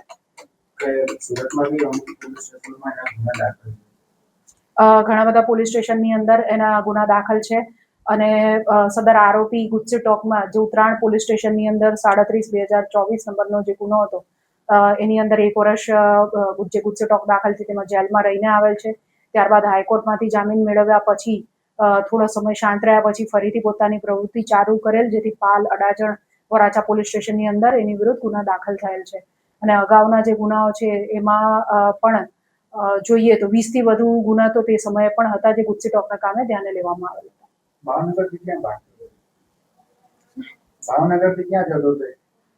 ભાવનગરથી દેશ છોડવાની તૈયારી હતી એવું આરોપીની પ્રાથમિક પૂછપરછ દરમિયાન જણાઈ આવેલ છે. સુરતના કાપડ માર્કેટમાં ફરી એકવાર આગની ઘટના સામે આવતા વેપારીઓમાં ફફડાટ ફેલાયો છે. રિંગ રોડ વિસ્તારમાં આવેલી મિલેનિયમ માર્કેટ 2માં અચાનક આગ ફાટી નીકળતા અફરાતફરી મચી ગઈ હતી. ઘટનાની જાણ થતાં જ ફાયર વિભાગનો મોટો કાફલો ઘટના સ્થળે દોડી ગયો હતો અને આગ પર કાબુ મેળવવાના પ્રયાસો હાથ ધરવામાં આવ્યા હતા. સુરત શહેરના ટેક્સટાઇલ માર્કેટ વિસ્તારમાંથી ફરી એકવાર આગની ઘટના સામે આવી છે, જ્યાં મિલેનિયમ માર્કેટ 2માં અચાનક આગ લાગતા અફરાતફરીનો માહોલ સર્જાયો હતો. મળતી માહિતી અનુસાર માર્કેટના કેટલાક દુકાનોમાં અચાનક આગ ભભૂકી ઉઠી હતી. આગ લાગતા જ વેપારીઓ અને સ્થાનિક લોકોમાં ભયનો માહોલ જોવા મળ્યો હતો અને તાત્કાલિક તમામ દુકાનો ખાલી કરાવવામાં આવી હતી. આગની જાણ થતાં જ ફાયર વિભાગનો કાફલો તાત્કાલિક ઘટના સ્થળે પહોંચી ગયો હતો. ફાયર બ્રિગેડની ટીમ દ્વારા આગ પર કાબુ મેળવવા માટે સતત પ્રયાસો હાથ ધરવામાં આવી રહ્યા હતા. આગ કાબુ લેવા માટે ફાયર ફાઇટરોએ ભારે મહેનત કરી હતી અને પાણીના ફુવારા દ્વારા આગને નિયંત્રણમાં લેવાના પ્રયાસો હાથ ધર્યા હતા. આગ કયા કારણોસર લાગી છે તેની હજી સ્પષ્ટ માહિતી સામે આવી નથી, પરંતુ પ્રાથમિક અંદાજ મુજબ શોર્ટ સર્કિટ કારણ બની શકે તેવી શક્યતા વ્યક્ત કરવામાં આવી રહી છે. આ ઘટનામાં અત્યાર સુધી કોઈ જાનહાનિ થયાની માહિતી સામે આવી નથી, પરંતુ દુકાનોમાં રાખવામાં આવેલ માલ સામાનને ભારે નુકસાન થયું હોવાનું માનવામાં આવી રહ્યું છે. ફાયર વિભાગ દ્વારા સમયસર કામગીરી હાથ ધરાતા આગને વધુ ફેલાતી અટકાવવામાં સફળતા મળી છે. મિલેનિયમ 2 ભાઠેના એના 6th ફ્લોર ઉપર કંઈક કારણોવશ આગ લાગી ગઈ હતી અને એના માળિયાના ભાગમાં કંઈક સામાન મૂકેલો હતો રો મટીરિયલને અને એમાં કંઈક આગ લાગી ગઈ અને જ્યારે બિલ્ડિંગ વાળાઓને ખબર પડી તો બિલ્ડિંગની સિસ્ટમથી ઓપરેટ કરીને આગને કાબૂમાં લીધી. ત્યાર સુધીમાં ફાયર ડિપાર્ટમેન્ટ ઘટના સ્થળ ઉપર આવી ગયું હતું અને પરિસ્થિતિ કાબૂમાં લીધી છે. 5 થી 7 ફાયર સ્ટેશનની ગાડીઓ, 10 થી 12 ગાડીઓ ઘટના સ્થળ ઉપર છે. કારણ તો હજુ કંઈ જાણવા મળ્યું નથી, પણ એવું લાગી રહ્યું છે કદાચ શોર્ટ સર્કિટ હોઈ શકે. સુરતના કતારગામ વિસ્તારમાંથી ખંડણીનો ગંભીર કેસ સામે આવ્યો છે. બાંધકામ અટકાવવાની ધમકી આપીને 20 લાખની માંગણી કરનાર સોસાયટીના ઉપપ્રમુખ સામે ફરિયાદ નોંધાઈ છે અને પોલીસે આરોપીની ધરપકડ કરી છે. સુરત શહેરના કતારગામ વિસ્તારમાં નવા બની રહેલા બાંધકામને અટકાવી દેવાની અને મિલકત હડપ કરી લેવાની ધમકી આપીને 20 લાખની માતબર ખંડણી માંગવાનો કિસ્સો પ્રકાશમાં આવ્યો છે. સહજાનંદ સોસાયટીના ઉપપ્રમુખે પોતાની વગનો ઉપયોગ કરીને મ્યુનિસિપલ કોર્પોરેશનમાં અરજી કરીને બાંધકામ અટકાવી દીધું હતું. આ સાથે 50,000 રૂપિયા પડાવી લીધા હોવાનો વિડીયો પણ સામે આવ્યો છે. આ મામલે ચોકબજાર પોલીસ સ્ટેશનમાં લેખિત ફરિયાદના આધારે ગુનો દાખલ કરવામાં આવ્યો છે અને આરોપીની ધરપકડ કરી લેવામાં આવી છે. વેડ રોડ પર રહેતા અને ફ્રીજ એસીના વ્યવસાય સાથે સંકળાયેલા 60 વર્ષીય મનસુખભાઈ પાનસુરિયાએ નોંધાવેલી ફરિયાદ મુજબ તેમની સહજાનંદ સોસાયટીમાં પ્લોટ નંબર 11 થી 14 વાળી મિલકત આવેલી છે. જૂનું બાંધકામ જર્જરિત થતા તેમને મે 2025 થી 4 માળનું નવું બિલ્ડિંગ બનાવવાનું શરૂ કર્યું હતું. આ દરમિયાન સોસાયટીના ઉપપ્રમુખ પ્રશાંત કાનજીભાઈ કાછડિયાએ ત્યાં આવીને આ બાંધકામ ગેરકાયદેસર છે તેમ કહીને ધમકાવવાનું શરૂ કર્યું હતું. આરોપી પ્રશાંતે સોસાયટીના લેટરપેડનો દુરુપયોગ કરીને સુરત મહાનગરપાલિકાની કતારગામ ઝોન કચેરીમાં વેપારી વિરુદ્ધ અરજીઓ કરી હતી. આ અરજીઓના આધારે એસએમસી દ્વારા બાંધકામ અટકાવી દેવામાં આવ્યું હતું. ત્યારબાદ આરોપીએ વચેટિયા મારફતે બાંધકામ ફરી શરૂ કરવા માટે 20 લાખની ગેરકાયદેસર માંગણી કરી હતી. ગઈ તારીખ 7/4/2026 રોજ આરોપીએ વેપારીના કોન્ટ્રાક્ટરને ફોન કરીને શ્યામવાડી ગેટ પાસે બોલાવ્યા હતા. ફરિયાદીની તબિયત સારી ન હોવાથી તેમણે તેમના પુત્ર રવિને મોકલ્યો હતો. ત્યાં આરોપીએ રવિને ધમકાવીને તેની પાસેથી રહેલા 50,000 બળજબરીપૂર્વક કઢાવી લીધા હતા અને બાકીના 19,50,000 તારીખ 10 એપ્રિલ સુધીમાં આપી દેવા અલ્ટિમેટમ આપ્યું હતું. આ સમગ્ર ઘટનાનો વિડીયો પણ સામે આવ્યો છે. સુરતના ડભોલી વિસ્તારમાંથી એક હૃદયદ્રાવક ઘટના સામે આવી છે, જ્યાં માતાએ પોતાની 2 નાની દીકરીઓને ઝેર પીવડાવીને પોતે પણ અંતિમ પગલું ભર્યું છે. સુરત શહેરના ડભોલી વિસ્તારમાંથી એક અત્યંત દુઃખદ અને ચોંકાવનારી ઘટના સામે આવી છે, જેમાં એક માતાએ પોતાની 2 નાની દીકરીઓને ઝેર પીવડાવીને પોતે પણ અંતિમ પગલું ભર્યું છે. ડભોલી વિસ્તારમાં રહેતી મિત્તલ પટેલિયાએ ઘરેલું કંકાસને કારણે આ પગલું ભર્યું હોવાનું સામે આવ્યું છે. પરિવારજનોના જણાવ્યા મુજબ પતિ સાથે રોજિંદી નાની મોટી બાબતોને લઈને ઝઘડાઓ થતા હતા, જેનાથી કંટાળી જઈને મહિલાએ આ અતિશય પગલું ભર્યું હતું. ઘટના મુજબ મિત્તલ પટેલિયાએ પહેલા અનાજમાં નાખવાની ઝેરી દવા પી લીધી હતી અને સાથે જ પોતાની 6 વર્ષની દીકરી વેનિસા અને 5 વર્ષની દીકરી આરવીને પણ તે જ દવા પીવડાવી હતી. બાદમાં ત્રણેયની તબિયત બગડતા તેમને તાત્કાલિક હોસ્પિટલ ખસેડવામાં આવ્યા હતા. બંને નાની દીકરીઓને હાલ સ્મીમેર હોસ્પિટલના NICU વિભાગમાં સારવાર હેઠળ દાખલ કરવામાં આવી છે, જ્યાં તેમની હાલત ગંભીર હોવાનું જાણવા મળ્યું છે. જ્યારે સારવાર દરમિયાન મોડી રાત્રે મિત્તલ પટેલિયાનું કરુણ અવસાન થયું છે, જેના કારણે પરિવાર પર દુઃખનો પહાડ તૂટી પડ્યો છે. આ ઘટનાની જાણ થતાં જ સિંગણપોર પોલીસ તાત્કાલિક સ્થળ પર પહોંચી ગઈ હતી અને સમગ્ર મામલે તપાસ હાથ ધરી હતી. પ્રાથમિક તપાસમાં ઘરેલું ઝઘડાને કારણે આ પગલું ભરાયું હોવાનું સામે આવ્યું છે. જોકે પોલીસે સમગ્ર મામલે ઊંડાણપૂર્વક તપાસ શરૂ કરી છે. આ ઘટના ફરી એકવાર સમાજ માટે ચેતવણી રૂપ છે કે નાની મોટી બાબતોને લઈને આ પ્રકારના અતિશય પગલાં લેવાને બદલે સમસ્યાનો ઉકેલ શોધવો જરૂરી છે. હાલ પોલીસ દ્વારા સમગ્ર મામલે આગળની કાર્યવાહી હાથ ધરવામાં આવી રહી છે. દવા પી ગયા, ફોન આવ્યો ખાલી ઓફિસે ગયો. ક્યારે ફોન આવ્યો? હવે 2:30 ગાળામાં. શું કીધું?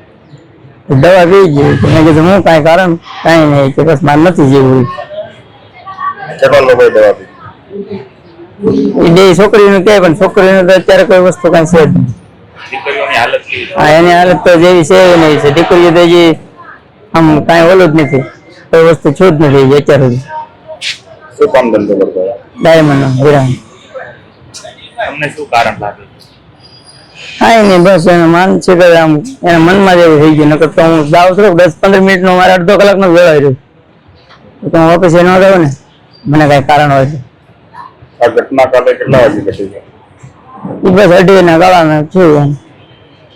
એમ શાક સુધારતી હતી, એમ ફ્રૂટ લાવ્યો તો ફ્રૂટ પીસ પાવ્યું, એવું બધું સુકું એવું બધું. પેલા કઈ સરકમ નહીં, એવું કાંઈ નહીં. એમાં 2 માણસ સિવાય કોઈ નથી. 2 દીકરી ને 2 માણસ. સુરત શહેરમાં એસઓજીની મોટી કાર્યવાહી સામે આવી છે. સચિન વિસ્તારમાંથી શંકાસ્પદ ઘીનો જથ્થો ઝડપી પાડવામાં આવ્યો છે, જેમાં 2000 કિલોથી વધુનો માલ કબજે કરવામાં આવ્યો છે.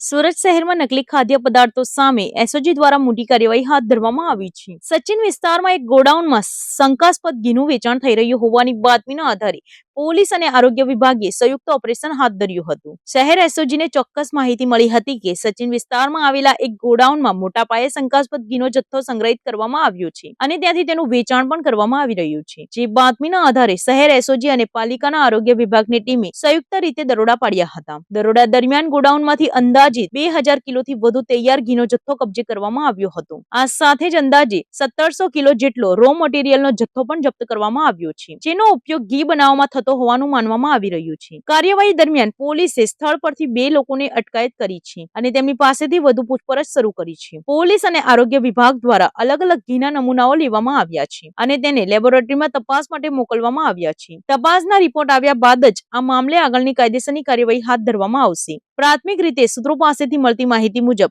આ ઘી ડુપ્લિકેટ હોવાની શક્યતા વ્યક્ત કરવામાં આવી રહી છે. જોકે તેની પુષ્ટિ લેબ રિપોર્ટ આવ્યા બાદ જ થશે. આ ઘટનાએ સુરત શહેરમાં ડુપ્લિકેટ ખાદ્ય પદાર્થોના ધંધા અંગે ગંભીર પ્રશ્નો ઉભા કર્યા છે. શહેરમાં આવા ગેરકાયદેસર વેપાર યથાવત હોવાની ચર્ચા પણ સામે આવી રહી છે. હાલ પોલીસ દ્વારા સમગ્ર મામલે વધુ તપાસ હાથ ધરવામાં આવી રહી છે અને આ રેકેટ સાથે સંકળાયેલા અન્ય લોકો સુધી પહોંચવાના પ્રયાસો પણ કરવામાં આવી રહ્યા છે. એસઓજી એક નકલી ઘીની ફેક્ટરી સચિન જીઆઈડીસી વિસ્તારમાંથી ઝડપેલ છે. 2029 કિલોગ્રામ ઘી, 15 લાખનો મુદ્દામાલ અને ટોટલ મશીનરી સાથે 36 લાખનો મુદ્દામાલ ઝડપેલ છે.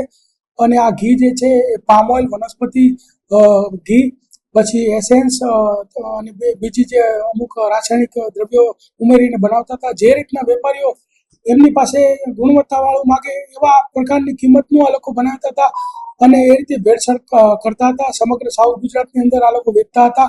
હોલસેલ ભાવે બનાવી દીધા હતા અને પછી છૂટક ભાવે આ લોકો વેચતા હતા. વધુ ભાવ લઈને 600 રૂપિયામાં આ લોકો હોલસેલમાં વેચતા હતા, ત્યારબાદ 1000 રૂપિયા સુધીનો ભાવ લઈ અને વેચતા હતા. છેલ્લા 2 વર્ષથી આ લોકો આ પ્રવૃત્તિ કરતા હતા. સુરત મહાનગરપાલિકાની ચૂંટણી વચ્ચે રાજકીય તણાવ વધ્યો છે. વોર્ડ નંબર 18ના આપ ઉમેદવાર ગૌતમ પટેલને રાતભર ડરાવી ધમકાવીને કોર્ડન કરાયા હોવાના આક્ષેપો સામે આવ્યા છે. સુરત શહેરમાં મહાનગરપાલિકાની ચૂંટણી વચ્ચે રાજકીય ગરમાવો વધતો જઈ રહ્યો છે. આ દરમિયાન એક ગંભીર અને ચોંકાવનારી ઘટના સામે આવી છે, જેમાં વોર્ડ નંબર 18ના આપ ઉમેદવાર ગૌતમ પટેલને રાતભર ડરાવી ધમકાવી કોર્ડન કરવામાં આવ્યા હોવાના આક્ષેપો કરવામાં આવ્યા છે. ગૌતમ પટેલને અજાણ્યા તત્વો દ્વારા રાત્રિ દરમિયાન ઘેરી લેવામાં આવ્યા હતા અને તેમને માનસિક દબાણમાં રાખવાના પ્રયાસો કરવામાં આવ્યા હતા. આ સમગ્ર ઘટનાને લઈને આ પાર્ટી દ્વારા ગંભીર આક્ષેપો કરવામાં આવ્યા છે. સવારના સમયે પરિસ્થિતિ વધુ તંગ બની હતી, જ્યારે ગૌતમ પટેલે ગાડીમાં બેસાડીને ક્યાંક લઈ જવાની કોશિશ કરવામાં આવી હોવાના આક્ષેપો સામે આવ્યા છે. આ ઘટનાથી તે વિસ્તારમાં તકદીલીનો માહોલ સર્જાયો છે. આ દરમિયાન આપના નેતા રજનીકાંત વાઘાણી અને અન્ય પદાધિકારીઓ તાત્કાલિક સ્થળ પર પહોંચી ગયા હતા અને હસ્તક્ષેપ કરીને ગૌતમ પટેલને મુક્ત કરાવ્યા હતા. આપના નેતાઓએ આ ઘટનાને રાજકીય દબાણ અને ઉમેદવારોની તોડફોડ કરવાની કોશિશ ગણાવી છે અને સમગ્ર મામલે નિષ્પક્ષ તપાસની માંગણી કરી છે. આ ઘટનાએ સુરત મહાનગરપાલિકાની ચૂંટણીમાં રાજકીય તણાવને વધુ તીવ્ર બનાવી દીધો છે. ચૂંટણી દરમિયાન આવા બનાવો સામે આવતા લોકશાહી પ્રક્રિયા પર પ્રશ્નો ઉભા થઈ રહ્યા છે. હાલ આ સમગ્ર મામલે પોલીસ અને પ્રશાસન દ્વારા વધુ તપાસ હાથ ધરવામાં આવી રહી છે અને હકીકત બહાર લાવવાના પ્રયાસો ચાલુ છે. આ ઘટના બાદ રાજકીય વર્તુળોમાં ભારે ચર્ચા ચાલી રહી છે અને આગામી દિવસોમાં પણ આ મામલો વધુ ગરમાય તેવી શક્યતા વ્યક્ત કરવામાં આવી રહી છે. સુરત શહેરની રાજનીતિમાં એક નવી વિવાદાસ્પદ ઘટના સામે આવી છે, જ્યાં આમ આદમી પાર્ટીના ઉમેદવારોને એક પાર્ટી પ્લોટમાં લઈ જવાના આક્ષેપો સામે આવ્યા છે. સુરત શહેરની રાજનીતિમાં એક નવી વિવાદાસ્પદ ઘટના સામે આવી છે, જ્યાં આમ આદમી પાર્ટીના ઉમેદવારોને એક પાર્ટી પ્લોટમાં લઈ જવાના આક્ષેપો સામે આવ્યા છે. મળતી માહિતી અનુસાર આપના લગભગ 111 જેટલા ઉમેદવારોને એક સ્થળે એકત્રિત કરીને પાર્ટી પ્લોટમાં લઈ જવામાં આવ્યા હોવાનું કહેવાય રહ્યું છે. આ સમગ્ર ઘટનાએ રાજકીય વર્તુળોમાં ભારે ચર્ચા જગાવી છે. આ દરમિયાન સૌથી મોટી ચર્ચા ત્યારે ઉભી થઈ જ્યારે ભાજપના ઉમેદવાર દિનેશ રાજપુરોહિતની કાર પણ એ જ પાર્ટી પ્લોટમાં જોવા મળી હતી, જેને લઈને અનેક પ્રકારના તર્ક વિતર્ક અને સવાલો ઉભા થયા છે. માહિતી મુજબ દિનેશ રાજપુરોહિતની આપના કેટલાક નેતાઓ સાથે ગુપ્ત બેઠક પણ થઈ હોવાની પણ ચર્ચાઓ તેજ બની છે. જો કે આ અંગે કોઈ સત્તાવાર પુષ્ટિ સામે આવી નથી. જ્યારે આ સમગ્ર મામલે મીડિયાને માહિતી મળતા પત્રકારો ઘટના સ્થળે પહોંચ્યા હતા, ત્યારે દિનેશ રાજપુરોહિત પાર્ટી પ્લોટમાંથી નીકળી જતા જોવા મળ્યા હતા, જેના કારણે વધુ શંકા ઉભી થઈ છે. આ સમગ્ર ઘટનાને લઈને દિનેશ રાજપુરોહિતને પોતાનો બચાવ કરતા જણાવ્યું કે તેઓ કોઈ રાજકીય બેઠક માટે ત્યાં ગયા ન હતા અને સમગ્ર મામલો ગેરસમજનો પરિણામ છે. આ વચ્ચે પાર્ટી પ્લોટમાં જતી ગાડીઓના સીસીટીવી ફૂટેજ પણ સોશિયલ મીડિયા પર વાયરલ થઈ રહ્યા છે, જેને કારણે આ મામલો વધુ ચર્ચાસ્પદ બની ગયો છે. આ ઘટના સુરતની રાજનીતિમાં નવા પ્રશ્નો ઉભા કરી રહી છે અને આગામી દિવસોમાં આ મામલો વધુ ગરમાય તેવી શક્યતા વ્યક્ત કરવામાં આવી રહી છે. હાલ આ મામલે કોઈ સત્તાવાર તપાસ શરૂ થઈ છે કે નહીં તે અંગે સ્પષ્ટ માહિતી સામે આવી નથી, પરંતુ રાજકીય દળો વચ્ચે આક્ષેપ પ્રત્યે આક્ષેપનો દોર શરૂ થઈ ગયો છે. મને ખબર નથી ક્યાં રખાયા હતા, પણ ક્યાં રખાયા હતા, હું એ જ સવાલ પૂછું છું કે એમને ક્યાં રખાયા હતા, તમારી ગાડી ત્યાં કઈ રીતે જોવા મળી, કઈ જગ્યાએ જોવા મળી તું એમ પૂછું છું તમને. હું કઈ જગ્યાએ રખાવ, એન્થમ સર્કલ મારા વોર્ડમાં છે. મારા વોર્ડમાં હું કોઈકને મળવા ગયો હોય અને ત્યાંથી પ્રસાર થતો હોય ત્યાં કોઈ દુકાન, હું કોઈ ફાર્મ હાઉસમાં નથી. ખોટી વાત છે. તમે કોઈ પણ સીસીટીવી ચેક કરી શકો છો. કોઈ પણ હું ફાર્મ હાઉસમાં કે કોઈ પાર્ટી પ્લોટમાં ગયો નથી. ઉમેદવારો તમારા સંપર્કમાં છે એવી માહિતી? અરે સુરત શહેરમાં જ બધા રહે છે, બધા એકબીજાના સંપર્કમાં હોય. આ તો કઈ મોટી વાત છે? હા, પણ આ ગાડી મારી છે, રોડ ઉપરથી જતી હોય તો એ કઈ કોઈને પીછો કરતી એવી થોડું હોય. પણ આ ગાડી આમ આદમી પાર્ટીના કોર્પોરેટર જ્યાં હતા તે જ પાર્ટી પ્લોટની અંદર જાય છે અને બહાર પણ આવે છે. અંદર ગઈ હોય તો તમે મને બતાવજો. આ સીસીટીવી છે, આ સીસીટીવી છે, તમારી ગાડી અંદર જઈ રહી છે. બતાવો ને તમે મને ભાઈ. આ જરા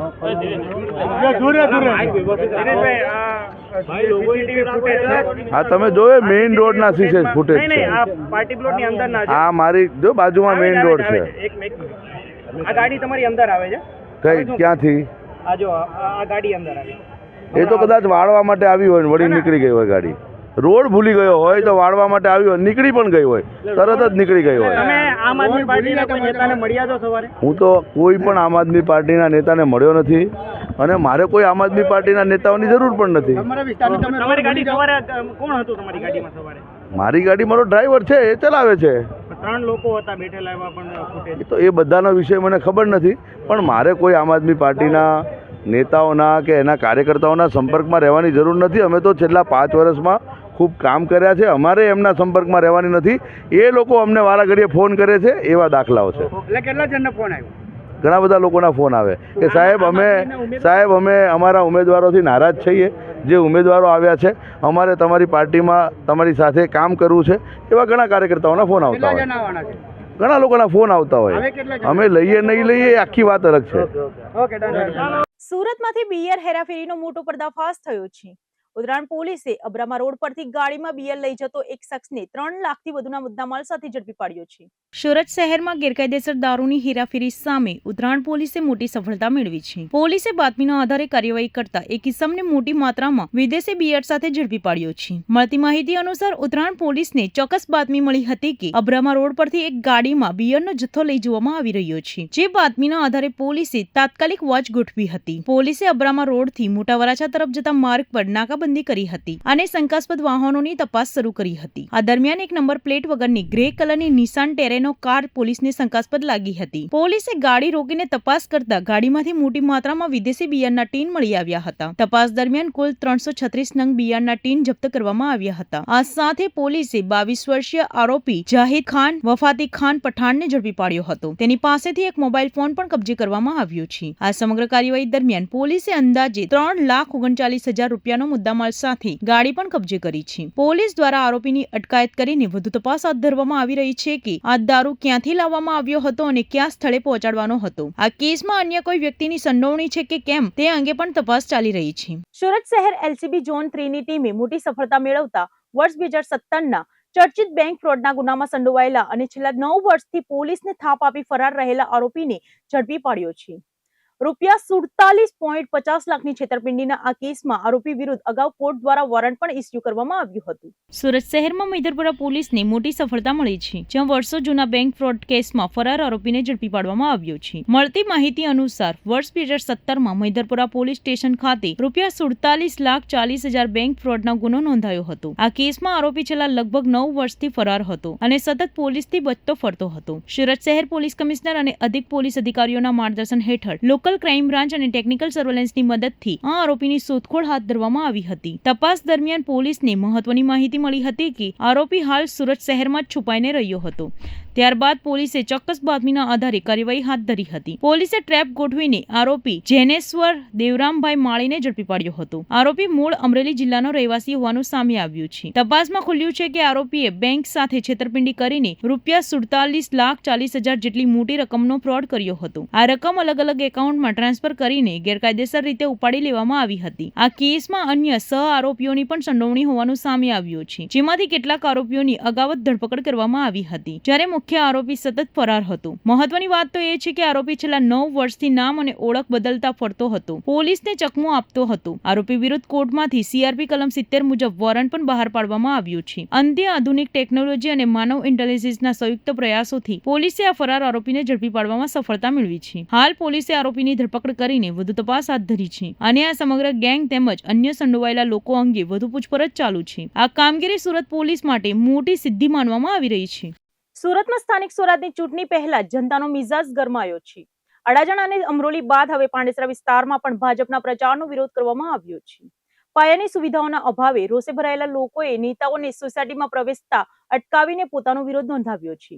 સુરત શહેરમાં લોકોનો વિરોધ યથાવત જોવા મળી રહ્યો છે. શહેરના અલગ અલગ વિસ્તારોમાં લોકો પોતાની સમસ્યાને લઈને ખુલ્લેઆમ વિરોધ નોંધાવી રહ્યા છે. અડાજણ અને અમરોલી વિસ્તાર બાદ હવે પાંડેસરા વિસ્તારમાં પણ લોકોનો રોષ સામે આવ્યો છે. પાંડેસરા વોર્ડ નંબર 28માં આવેલ આકાશ રો હાઉસ સોસાયટીમાં લોકો દ્વારા ભાજપના કાર્યકરોનો વિરોધ કરવામાં આવ્યો હતો. મળતી માહિતી મુજબ ભાજપના કાર્યકરો પ્રચાર માટે સોસાયટીમાં પહોંચ્યા હતા, ત્યારે સ્થાનિક લોકોએ તેમને રોકી દીધા હતા અને પોતાનો આક્રોશ વ્યક્ત કર્યો હતો. સ્થાનિક લોકોનું કહેવું છે કે લાંબા સમયથી સોસાયટીનો રોડ બનતો નથી, જેના કારણે તેમને ભારે મુશ્કેલીનો સામનો કરવો પડી રહ્યો છે. અનેક વખત રજૂઆતો કરવા છતાં પણ સમસ્યાનો ઉકેલ ન આવતા લોકોમાં રોષ ફાટી નીકળ્યો છે. આ દરમિયાન લોકો દ્વારા ભાજપના કાર્યકરો સામે વિરોધ નોંધવામાં આવ્યો હતો અને તંત્ર સામે પણ આક્રોશ વ્યક્ત કરવામાં આવ્યો હતો. સ્થાનિકોએ સ્પષ્ટ શબ્દોમાં જણાવ્યું હતું કે જ્યાં સુધી તેમની સમસ્યાનો ઉકેલ નહીં આવે ત્યાં સુધી તેઓ આ રીતે વિરોધ ચાલુ રાખશે. આ ઘટનાને પગલે તે વિસ્તારમાં થોડા સમય માટે તંગદિલીનો માહોલ પણ જોવા મળ્યો હતો. જોકે કોઈ અનિચ્છનીય બનાવ ન બન્યો હતો. આ સમગ્ર ઘટનાએ ફરી એકવાર શહેરના વિકાસ કાર્યો અને સ્થાનિક સમસ્યાઓ અંગે પ્રશ્નો ઉભા કર્યા છે. સુરતના ઉત્તરાયણ વિસ્તારમાં ચોંકાવનારી ઘટના સામે આવી છે, જ્યાં પાડોશીએ જ બદલો લેવા માટે ઝેરી લાડુ ખવડાવીને પરિવારને મોતને ઘાટ ઉતારવાનો પ્રયાસ કર્યો હતો. હાલ તમામ લોકોની તબિયત સ્થિર છે, જ્યારે પોલીસે આરોપી મહિલા સામે ગુનો નોંધીને તપાસ શરૂ કરી છે. સુરત શહેરના ઉત્તરાયણ વિસ્તારમાં એક ચોંકાવનારી અને ગંભીર ઘટના સામે આવી રહી છે, જ્યાં પાડોશી વચ્ચેનો વ્યક્તિગત વિવાદ જીવલેણ બનતા બચી ગયો છે. મળતી માહિતી અનુસાર ઉત્તરાયણના શાલિગ્રામમાં રહેતા ગોરધનભાઈ ડોંડાના પરિવારને નિશાન બનાવીને ઝેરી લાડુ ખવડાવવાનો પ્રયાસ કરવામાં આવ્યો હતો. આ મામલે પોલીસમાં ફરિયાદ નોંધાઈ છે અને આરોપી તરીકે પાડોશમાં રહેતી ઉષાબેન નાકરાણીનું નામ સામે આવ્યું છે. પ્રાથમિક તપાસ મુજબ ઉષા નાકરાણીની દીકરીએ થોડા સમય પહેલા ભાગીને પ્રેમ લગ્ન કર્યા હતા. આ મામલે ઉષાબેનને એવી શંકા હતી કે ગોરધનભાઈના પરિવારનો તેમની દીકરીને ભગાડવામાં કોઈક રીતે હાથ હતો. આ શંકાને કારણે મનમાં ઠેસ રાખીને ઉષાબેને બદલો લેવાનો નિર્ણય લીધો હતો. ઘટના 10 એપ્રિલની છે, જ્યારે ગોરધનભાઈના ઘરના ઉંબરે એક થેલી મૂકેલી હતી. આ થેલીમાં બુંદીના લાડુ હતા. પરિવારે આ લાડુને પ્રસાદ સમજીને ખાધા હતા, પરંતુ લાડુ ખાધા બાદ જ ગોરધનભાઈ અને તેમના પરિવારના સભ્યોને અચાનક ચક્કર આવવા લાગ્યા હતા અને ઉલટી શરૂ થઈ ગઈ હતી અને કેટલાક સમય બાદ તેઓ બેભાન થઈ ગયા હતા. પરિસ્થિતિ ગંભીર બનતા તાત્કાલિક તેમને નજીકની ખાનગી હોસ્પિટલમાં ખસેડવામાં આવ્યા હતા, જ્યાં ડોક્ટરોની તાત્કાલિક સારવારથી તેમની હાલત સ્થિર કરવામાં આવી હતી. આ દરમિયાન ઘરમાં બચેલા લાડુઓની તપાસ કરતા ચોંકાવનારી વિગતો સામે આવી હતી. લાડુની અંદરથી ઝેરી અનાજની ગોળીઓ મળી આવી હતી, જેના કારણે સ્પષ્ટ થયું છે કે આ સમગ્ર ઘટનામાં પરિવારને ઝેરી પદાર્થ આપીને નુકસાન પહોંચાડવાનો પ્રયાસ કરવામાં આવ્યો હતો. ઘટનાની જાણ થતાં જ પોલીસ તાત્કાલિક હરકતમાં આવી હતી અને સમગ્ર મામલે તપાસ શરૂ કરી હતી. હાલ પોલીસે આરોપી ઉષા નાકરાણી સામે ગુનો નોંધી વધુ તપાસ હાથ ધરી છે. આ ઘટનાએ તે વિસ્તારમાં ભારે ચકચાર મચાવી દીધી છે, કારણ કે પાડોશી વચ્ચેનો વિવાદ આટલા ગંભીર સ્તરે પહોંચી ગયો કે જીવલેણ પ્રયાસ સુધી વાત પહોંચી ગઈ. હાલ સદભાગ્યે પરિવારના તમામ સભ્યો સુરક્ષિત છે અને તેમની તબિયત સ્થિર હોવાનું જાણવા મળ્યું છે, પરંતુ આ ઘટના ફરી એકવાર યાદ અપાવે છે કે વ્યક્તિગત વિવાદો ક્યારેક કેટલાક ખતરનાક રૂપ લઈ શકે છે. સુરત શહેરના ઉત્તરાયણ પોલીસ સ્ટેશન હદ વિસ્તારના શાલિગ્રામ સ્ટેટસ એપાર્ટમેન્ટ ખાતે રહેતા ગોરધનભાઈ વશરામભાઈ ડોંડા કે જે પોતાના પરિવાર સાથે રહે છે, એમની સાથે તારીખ 10/4/2026 રોજ જે બનાવ બનેલો છે, એ બનાવની એ રીતની હકીકત છે કે ગોરધનભાઈ જે પોતાના ફ્લેટની નીચે જે એમના મિત્રો સાથે બેઠા હોય છે, ત્યારબાદ એ બપોર બાદ પોતાના ઘરે આવે છે. તો એમના ઘરે જ્યારે આવે છે તો એમના જે એપાર્ટમેન્ટ જે છે એના દરવાજે જે લોખંડની ગ્રીલ છે અને લાકડાનો દરવાજો, આ બંને વચ્ચેના ભાગમાં એક ટ્રાન્સપરન્ટ જે પ્લાસ્ટિકની પોલિથીનની બેગ હોય છે, જે બેગની અંદર એક પીળા કલરનો લાડવો અને બીજો ચૂરમું જે બનાવેલો લાડવો હોય છે એ ત્યાં પડેલો હોય છે. એટલે ગોરધનભાઈને એવું થાય છે કે આ જે કોઈ પ્રસાદી છે એ પોતાના ઘરની બહાર મૂકી ગયું છે અને પોતાના ઘર માટેની આ પ્રસાદી છે. એટલે એ પ્રસાદી લઈ અને ગોરધનભાઈ જે છે એ પોતાના ઘરે જાય, અંદર પ્રવેશ કરે છે. અંદર એમના પત્ની, એમના દીકરાની વહુ અને એમની પૌત્રી આ પણ હાજર હોય છે. એમાં ગોરધનભાઈ જે છે આ પ્રસાદી જે છે એની અંદરથી થોડો જે પ્રસાદી છે એ ગ્રહણ કરે છે અને એમના દીકરાની વહુ પણ જે છે એ આ પ્રસાદી થોડી લે છે. એમના ગોરધનભાઈના ધર્મપત્ની અને એમની પૌત્રી જે છે આ પ્રસાદી લેતા નથી. હવે આ પ્રસાદી લીધા બાદ ગોરધનભાઈ જે છે એ ફરીવાર પોતાના મિત્રો સાથે બેસવા માટે નીચે ચાલ્યા જાય છે. થોડીવાર પછી એમની તબિયત જે છે એ બગડે છે અને એમને એ બેભાન અવસ્થામાં હોય છે. એટલે એમના મિત્રો જે છે તાત્કાલિક સુરતની જે ખાનગી હોસ્પિટલ છે એમના ખાતે એમને લઈ જવામાં આવે છે અને પરિવારને આ બાબતની જાણ કરવામાં આવે છે.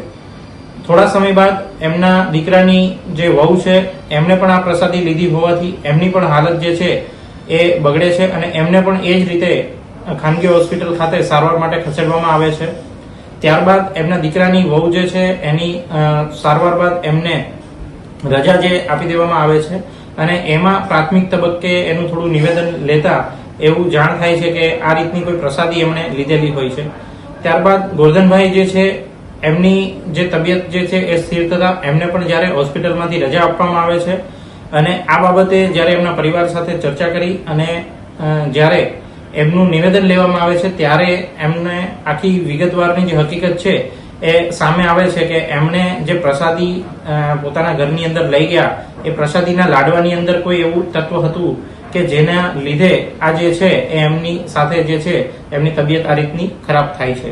તો ત્યારબાદ એમને પોલીસને જાણ કરવામાં આવે છે. એટલે પોલીસ જે છે તાત્કાલિક ઉત્તરાયણ પોલીસ સ્થળ પર પહોંચે છે અને જે છે એ જાણવાજોગ દાખલ કરે છે અને આ કામે જે મીઠાઈનું સેમ્પલ છે પ્રસાદીનું એ પણ હસ્તગત કરે છે અને બીજી જે ટેકનિકલ એનાલિસિસ છે એની મદદથી પણ પોલીસ જે છે એ તપાસ ચલાવે છે. તપાસની અંદર કેટલાક શંકાસ્પદ લોકો જે છે એ સામે પોલીસની સામે આવે છે. ફરિયાદી પણ એક બાબતે જે છે એ શંકા વ્યક્ત કરે છે પોતાના પાડોશીની સામે અને સીસીટીવી કેમેરાને પણ ચેક કરવામાં આવે છે. ફરિયાદીની ઘરે જે સેમ્પલ હતું જે પ્રસાદી લેવાથી જે બીમાર થયા છે એ જ સેમ્પલ એમના પડોશમાં રહેતા જે ઉષાબેન મહેન્દ્રભાઈ નાકરાણી છે એ પણ શાલિગ્રામ સ્ટેટસ ખાતે જ રહે છે, એમના ઘરમાંથી પણ મળી આવે છે આ શંકાસ્પદ વસ્તુ છે.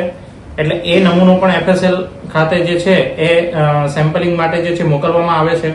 ત્યારબાદ આ કામે જે ઉષાબેનનું નિવેદન લેવામાં આવે છે તો એ પૂછપરછની અંદર એ પોતાની આ જે ગુનો છે એ સ્વીકાર કરે છે.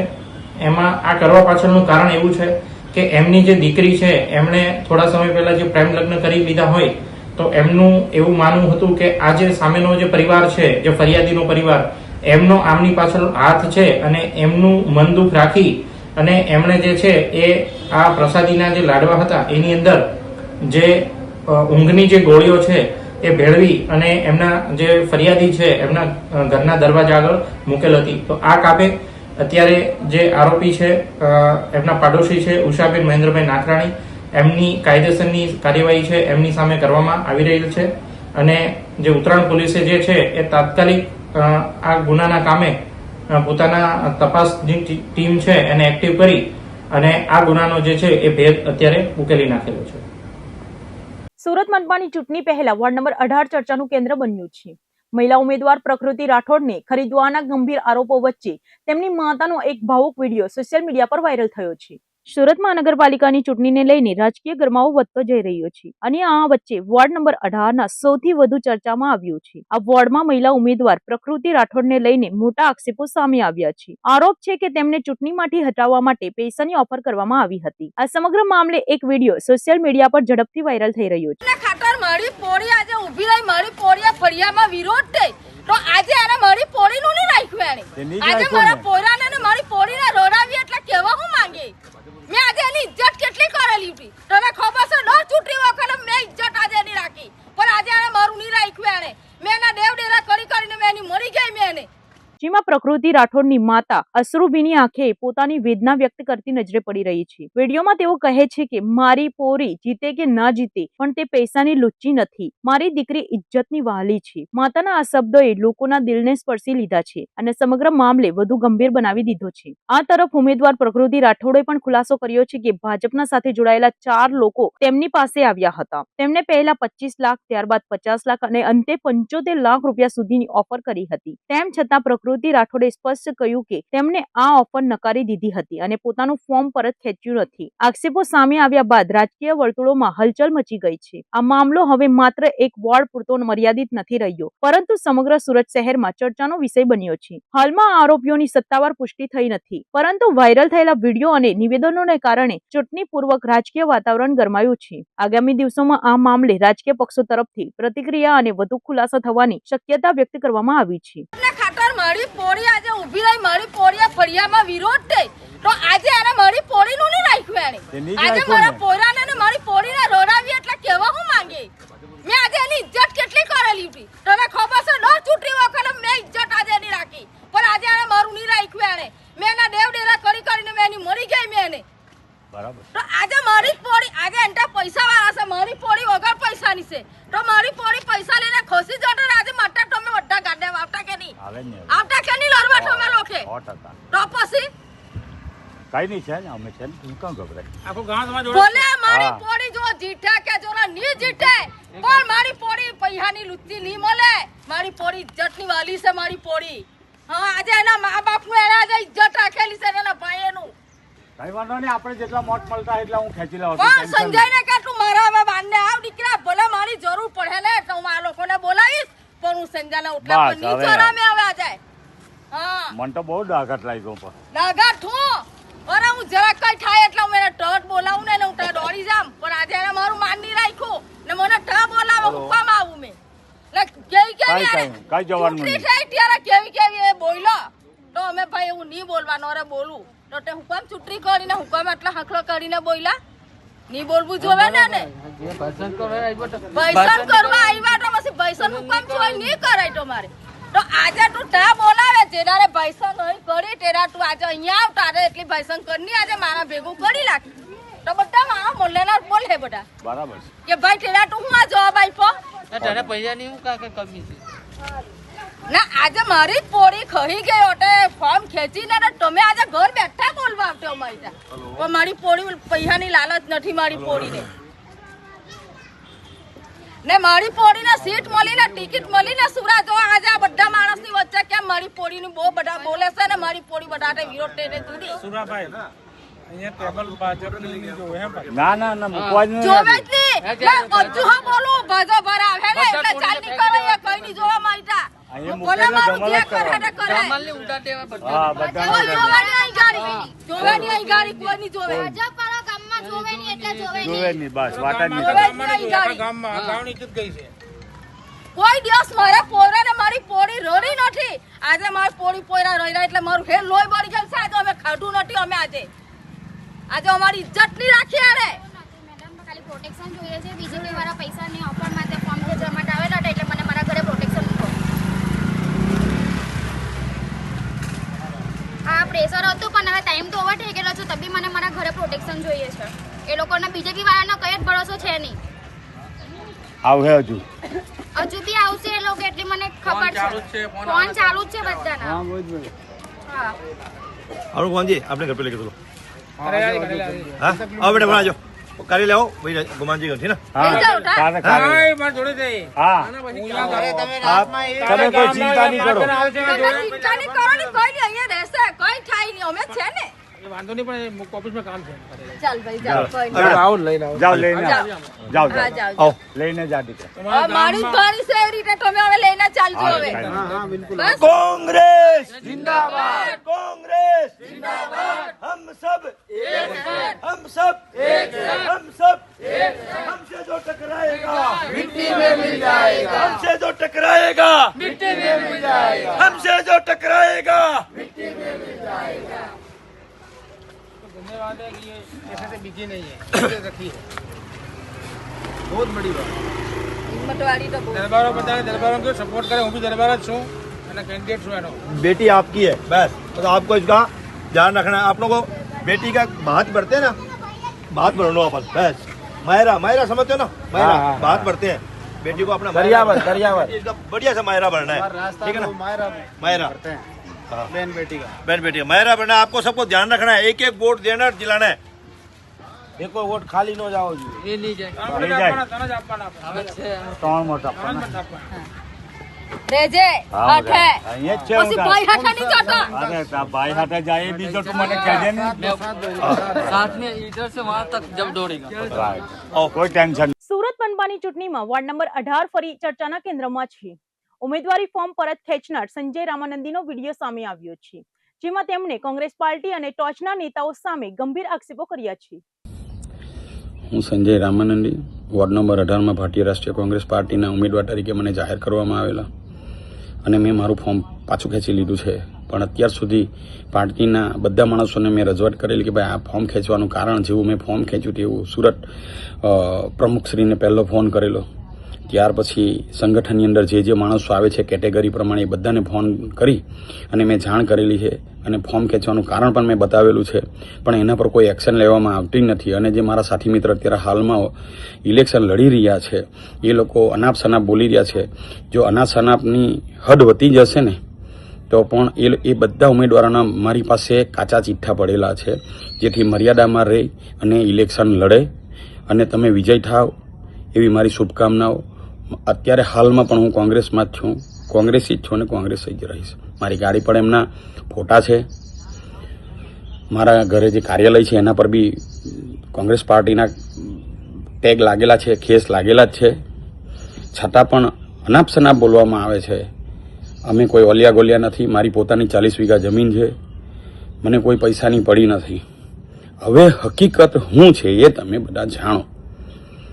આ લોકો જે મને ચિતરે છે, સંજયભાઈ આમ કર્યું, સંજયભાઈ ફલાણું કર્યું, મોર નાચે ને તો બહુ સ્વરૂપ હોય એને કે પહેલાં તમારા પોતાના તળિયા ચેક કરી લેજો અને મારી જુબાન નહીં ખોલાવતા। મારી જુબાન જ્યારે ખોલી જાય ને તમારા 7 પેઢીના મૂળિયા કાઢી નાખીશ। મર્યાદામાં રહીને ઇલેક્શન લડજો। હવે મેઇન મુદ્દાનું વાત સાંભળો કે મેં શાના કારણે ફોર્મ ખેંચ્યું છે। 2021ની અંદર જ્યારે મારી વાઇફ સરપંચ રાજ પતિ અને મહાનગરપાલિકાનું રાજ સ્થાપિત થયું, 2021માં સુરત મહાનગરપાલિકાનું જનરલ ઇલેક્શન જાહેર થયું, ત્યારે મારા વાઇફે જાગૃતિબેન રામાનંદીએ ફોર્મ એમને ભારતીય રાષ્ટ્રીય કોંગ્રેસ પાર્ટીએ એમને મેન્ડેટ આપેલું। ત્યારે અમારા સાથી મિત્રોએ ઘણા મિત્રોએ ટિકિટ માંગેલી, એમાં એક કંઈ હાથ લારીનું નિશાન હતું, એક બીજા ભાઈ હતા અને એવી રીતે 3 થી 4 જણા હતા। એમાં હાથ લારીનું જે કંઈ નિશાન હતું એ 7,000 વોટ લઈ ગયેલા, બીજા એક ભાઈ હતા એ કંઈ 4 થી 4,500 વોટ લઈ ગયેલા અને એક બીજા ભાઈ હતા એ કંઈ 3200 જેવા વોટ લઈ ગયેલા। એ કોંગ્રેસ પાર્ટીના જ વોટ હતા। લિંબાયત એરિયો એવો છે કે ત્યાં કોંગ્રેસ સિવાય કોઈ ચાલતું નથી, પણ જ્યારે ટિકિટ અને મેન્ડેટનું કામ ચાલે છે ત્યારે તાકાતવાર ઉમેદવારોને મેન્ડેટ આપવામાં આવે છે। પાર્ટીએ એનું કામ કર્યું, પાર્ટીએ કામ કર્યા પછી આ લોકોએ જે વિરુદ્ધમાં ફોર્મ ભર્યા એને શિક્ષાત્મક પગલાં લીધા નથી કે નથી સસ્પેન્ડ કર્યા। ઇલેક્શન પટ્યું, ઇલેક્શન પટે એટલે 4 મહિનામાં 6 મહિનામાં પાછી પાર્ટી એના કામે લાગી જાય છે, ત્યારે આ બધા ખેસ પહેરીને પાછા આવી જાય છે। તો ત્યારે પણ મને હરાવવામાં આવ્યો, પણ હું પંચાયત રાજમાંથી મહાનગરપાલિકામાં ગયો ત્યારે આપણને આના બધા ખેલ ખબર નહીં હતી। પણ નેક્સ્ટ ટાઈમ એટલે 2025માં જ્યારે ગેમરભાઈનું અવસાન થયું અને એ સીટ પર પેટા ઇલેક્શન આવ્યું, મેં પેટા ઇલેક્શનમાં પણ ફોર્મ ભર્યું, ત્યારે પણ જાણી જોઈને ત્યાંથી મારી વિરોધમાં ફોર્મો ભરાવવામાં આવ્યા અને કોઈ ભાઈ હતા એ લગભગ 3200 વોટ જેવા 3300 વોટ જેવા લઈ ગયા હતા। એ 3300 વોટ કોંગ્રેસના જ હતા અને ત્યારે પણ હું 3100 વોટ જ હારેલો, એટલે મારી તીડાડે 100 વોટથી મારી જીત હતી, એટલે સેકન્ડ ટાઈમ મને હરાવવામાં આવ્યો। આપણને એવું હતું કે પાર્ટી આ લોકોના પર પગલાં લેશે। જે કોઈ બધા મારી વિરુદ્ધમાં ફોર્મ ભરેલા અને એ કોંગ્રેસના માણસો ટિકિટ માંગેલી, ટિકિટ નહીં મળતા કોંગ્રેસની વિરુદ્ધમાં ફોર્મ ભરી દે, એની પર કોઈ શિક્ષા લેવાની થતી નથી। અને અત્યારે હાલમાં જ્યારે મેં ફોર્મ ખેંચ્યું છે ત્યારે પાર્ટીની અંદર મારા સાથી મિત્રો જે ગમે તેમ બોલે છે કે સંજયભાઈ આમ છે, ફલાણું છે, ઢીકણું છે, તો તમે બધા મોર બની ગયા છો. તમારા પગલાં, તમારે જ્યારે મોર નાચે છે ને એ ભૂલી જાય છે કે મારા પગ ભગવાને મને કદરૂપ આપ્યા છે. મારી જબાન ખોલાવતા નહીં. મારી જબાન ખુલી ગઈ ને તો તમારી 7 પેઢીના મૂળિયા કાઢી નાખીશ. જેથી કરીને હું હાલમાં પણ કોંગ્રેસી છું, કોંગ્રેસી જ રહીશ. તમે ઇલેક્શન લડો છો, હું કોંગ્રેસમાં જ છું. મારી ગાડી પર અત્યારે પણ હાલમાં ફોટા લાગ્યા છે મારા સાથી મિત્રોના. મારી જે પાડર કાર્યાલય ખોલ્યું છે એના પર બી ઝંડાઓ લાગ્યા છે. મર્યાદામાં રહી અને પાર્ટીને આગળ લાવવાનું કામ કરો. પાર્ટીને મારો એક જ સંદેશ છે કે અત્યારે પણ હાલમાં મારા સાથી મિત્રોએ મને જે ટિકિટ માંગેલી હતી, ટિકિટ નહીં મળતા મારી વિરુદ્ધમાં કૃત્ય કર્યા છે, મને હરાવવાનું કામ કર્યું છે અને એ નજરે દેખાય છે. લિંબાયત એરિયામાંથી લગભગ 2 પાર્ટી, એક એનસીપી છે, એક MIM છે, એની અંદર અમારા સાથી મિત્રો છે. તે સિવાય બીજા અપક્ષોએ જે ફોર્મ ભર્યા છે એ પણ અમારા સાથી મિત્ર છે અને એ કોંગ્રેસમાં જ છે. મારે કોઈના નામ લેવા નથી, મારે કોઈનું કંઈ કહેવું નથી, પણ જનતા બધું જાણે છે કે સાચા માણસને હરાવવામાં આવે છે. કોંગ્રેસ પાર્ટીના પદ પર બેઠેલા પ્રમુખશ્રીએ ઉપર રજૂઆત કરવી પડે કે ભાઈ આ લોકોને શિક્ષા લેવો, પણ શિક્ષા કોઈ લેવાતી નથી, સસ્પેન્ડ કરતા નથી. અને મેં પણ ખોટું કર્યું હોય તો મને પણ સસ્પેન્ડ કરે પાર્ટી, આઈ એક્સેપ્ટ. પણ પાર્ટી મને કહે છે કે તમે અમારી સાથે ગદ્દારી કરી. 2 વાર મને હરાવવામાં આવ્યો તો ત્રીજી વાર હું હારવાનું મને દેખાય છે કે આ લોકો મને હરાવશે. અમારી પણ કોઈ ઇજ્જત છે. હું પોતે ખેડૂત છું, અત્યારે હાલમાં મારા ખેતરમાં ઊભો છું. અમે મહેનત કરીને પૈસા ભેગા કરીએ છીએ. પાર્ટી પાસે 1 રૂપિયો બી લીધો નથી. આ દિન સુધી કોઈ પાસે રૂપિયો લીધો નથી. અને તમે મને સાબિત કરાવો તો હું તમારો ગુલામ થઈ જાઉં. પાર્ટી અમને મેન્ડેટ આપી દઈ અને બલીના બકરાની જેમ માતાજીનો બકરો છે એમ છૂટા મૂકી દઈ. કેમ? તમારાથી કહેવાતું નથી. માઇનોરિટીની અંદર મોટા મોટા મહાનુભાવો છે, કેમ એમને ખેંચાતું નથી? કહેવાતું નથી કે ફોર્મ ખેંચો તમે. શાના માટે તમે વિરોધમાં ફોર્મ ભરો છો? પાર્ટી કેમ એના પર પગલાં નથી લેતી? 5-5 વર્ષ માટે સસ્પેન્ડ કેમ નથી કરતી? બીજી બધી પાર્ટીઓ સસ્પેન્ડ કરે છે તાત્કાલિક જ, તમે કેમ નથી કરતા? એક પણ માણસને સસ્પેન્ડ નથી કર્યો. છેલ્લી ઘડીએ પણ મેં જવાબદાર વ્યક્તિઓને ગાંધીનગર બી ફોન કર્યા છે, મેસેજ બી કર્યા છે, મેસેજ બી જોયા છે મારા. એની ઉપર કોઈ એક્શન લેવામાં આવી નથી, જેને કારણે મેં મારું ફોર્મ ખેંચ્યું છે. માટે મર્યાદામાં રહી અને ઇલેક્શન લડો. આણે આમ કર્યું ને ફલાણે આમ કર્યું એવી રીતે મત મળી નથી જતા. એના માટે કામ કરવું પડે છે, સોલિડ કામ કરવું પડે છે, તો તમને મત મળે છે. મને 2 વાર હરાવવામાં આવ્યો છે જાણી જોઈને, અને એ પણ મારા સાથી મિત્રોએ જ મને હરાવ્યો છે. માઇનોરિટીની અંદર જે કોઈ મહાનુભાવો છે એ લોકોની કોઈની તાકાત નથી કે જેણે અપક્ષ ભર્યા, ફોર્મ ભર્યા છે એને 2 શબ્દ કહી શકે. અને મને કહેવા નીકળી પડ્યા છો તમે, મને જેણે કોઈ દિવસ 1 રૂપિયો લીધો નથી અને તમે મને કહો છો? શરમ કરો, શરમ. જય હિન્દ, જય ભારત, જય કોંગ્રેસ.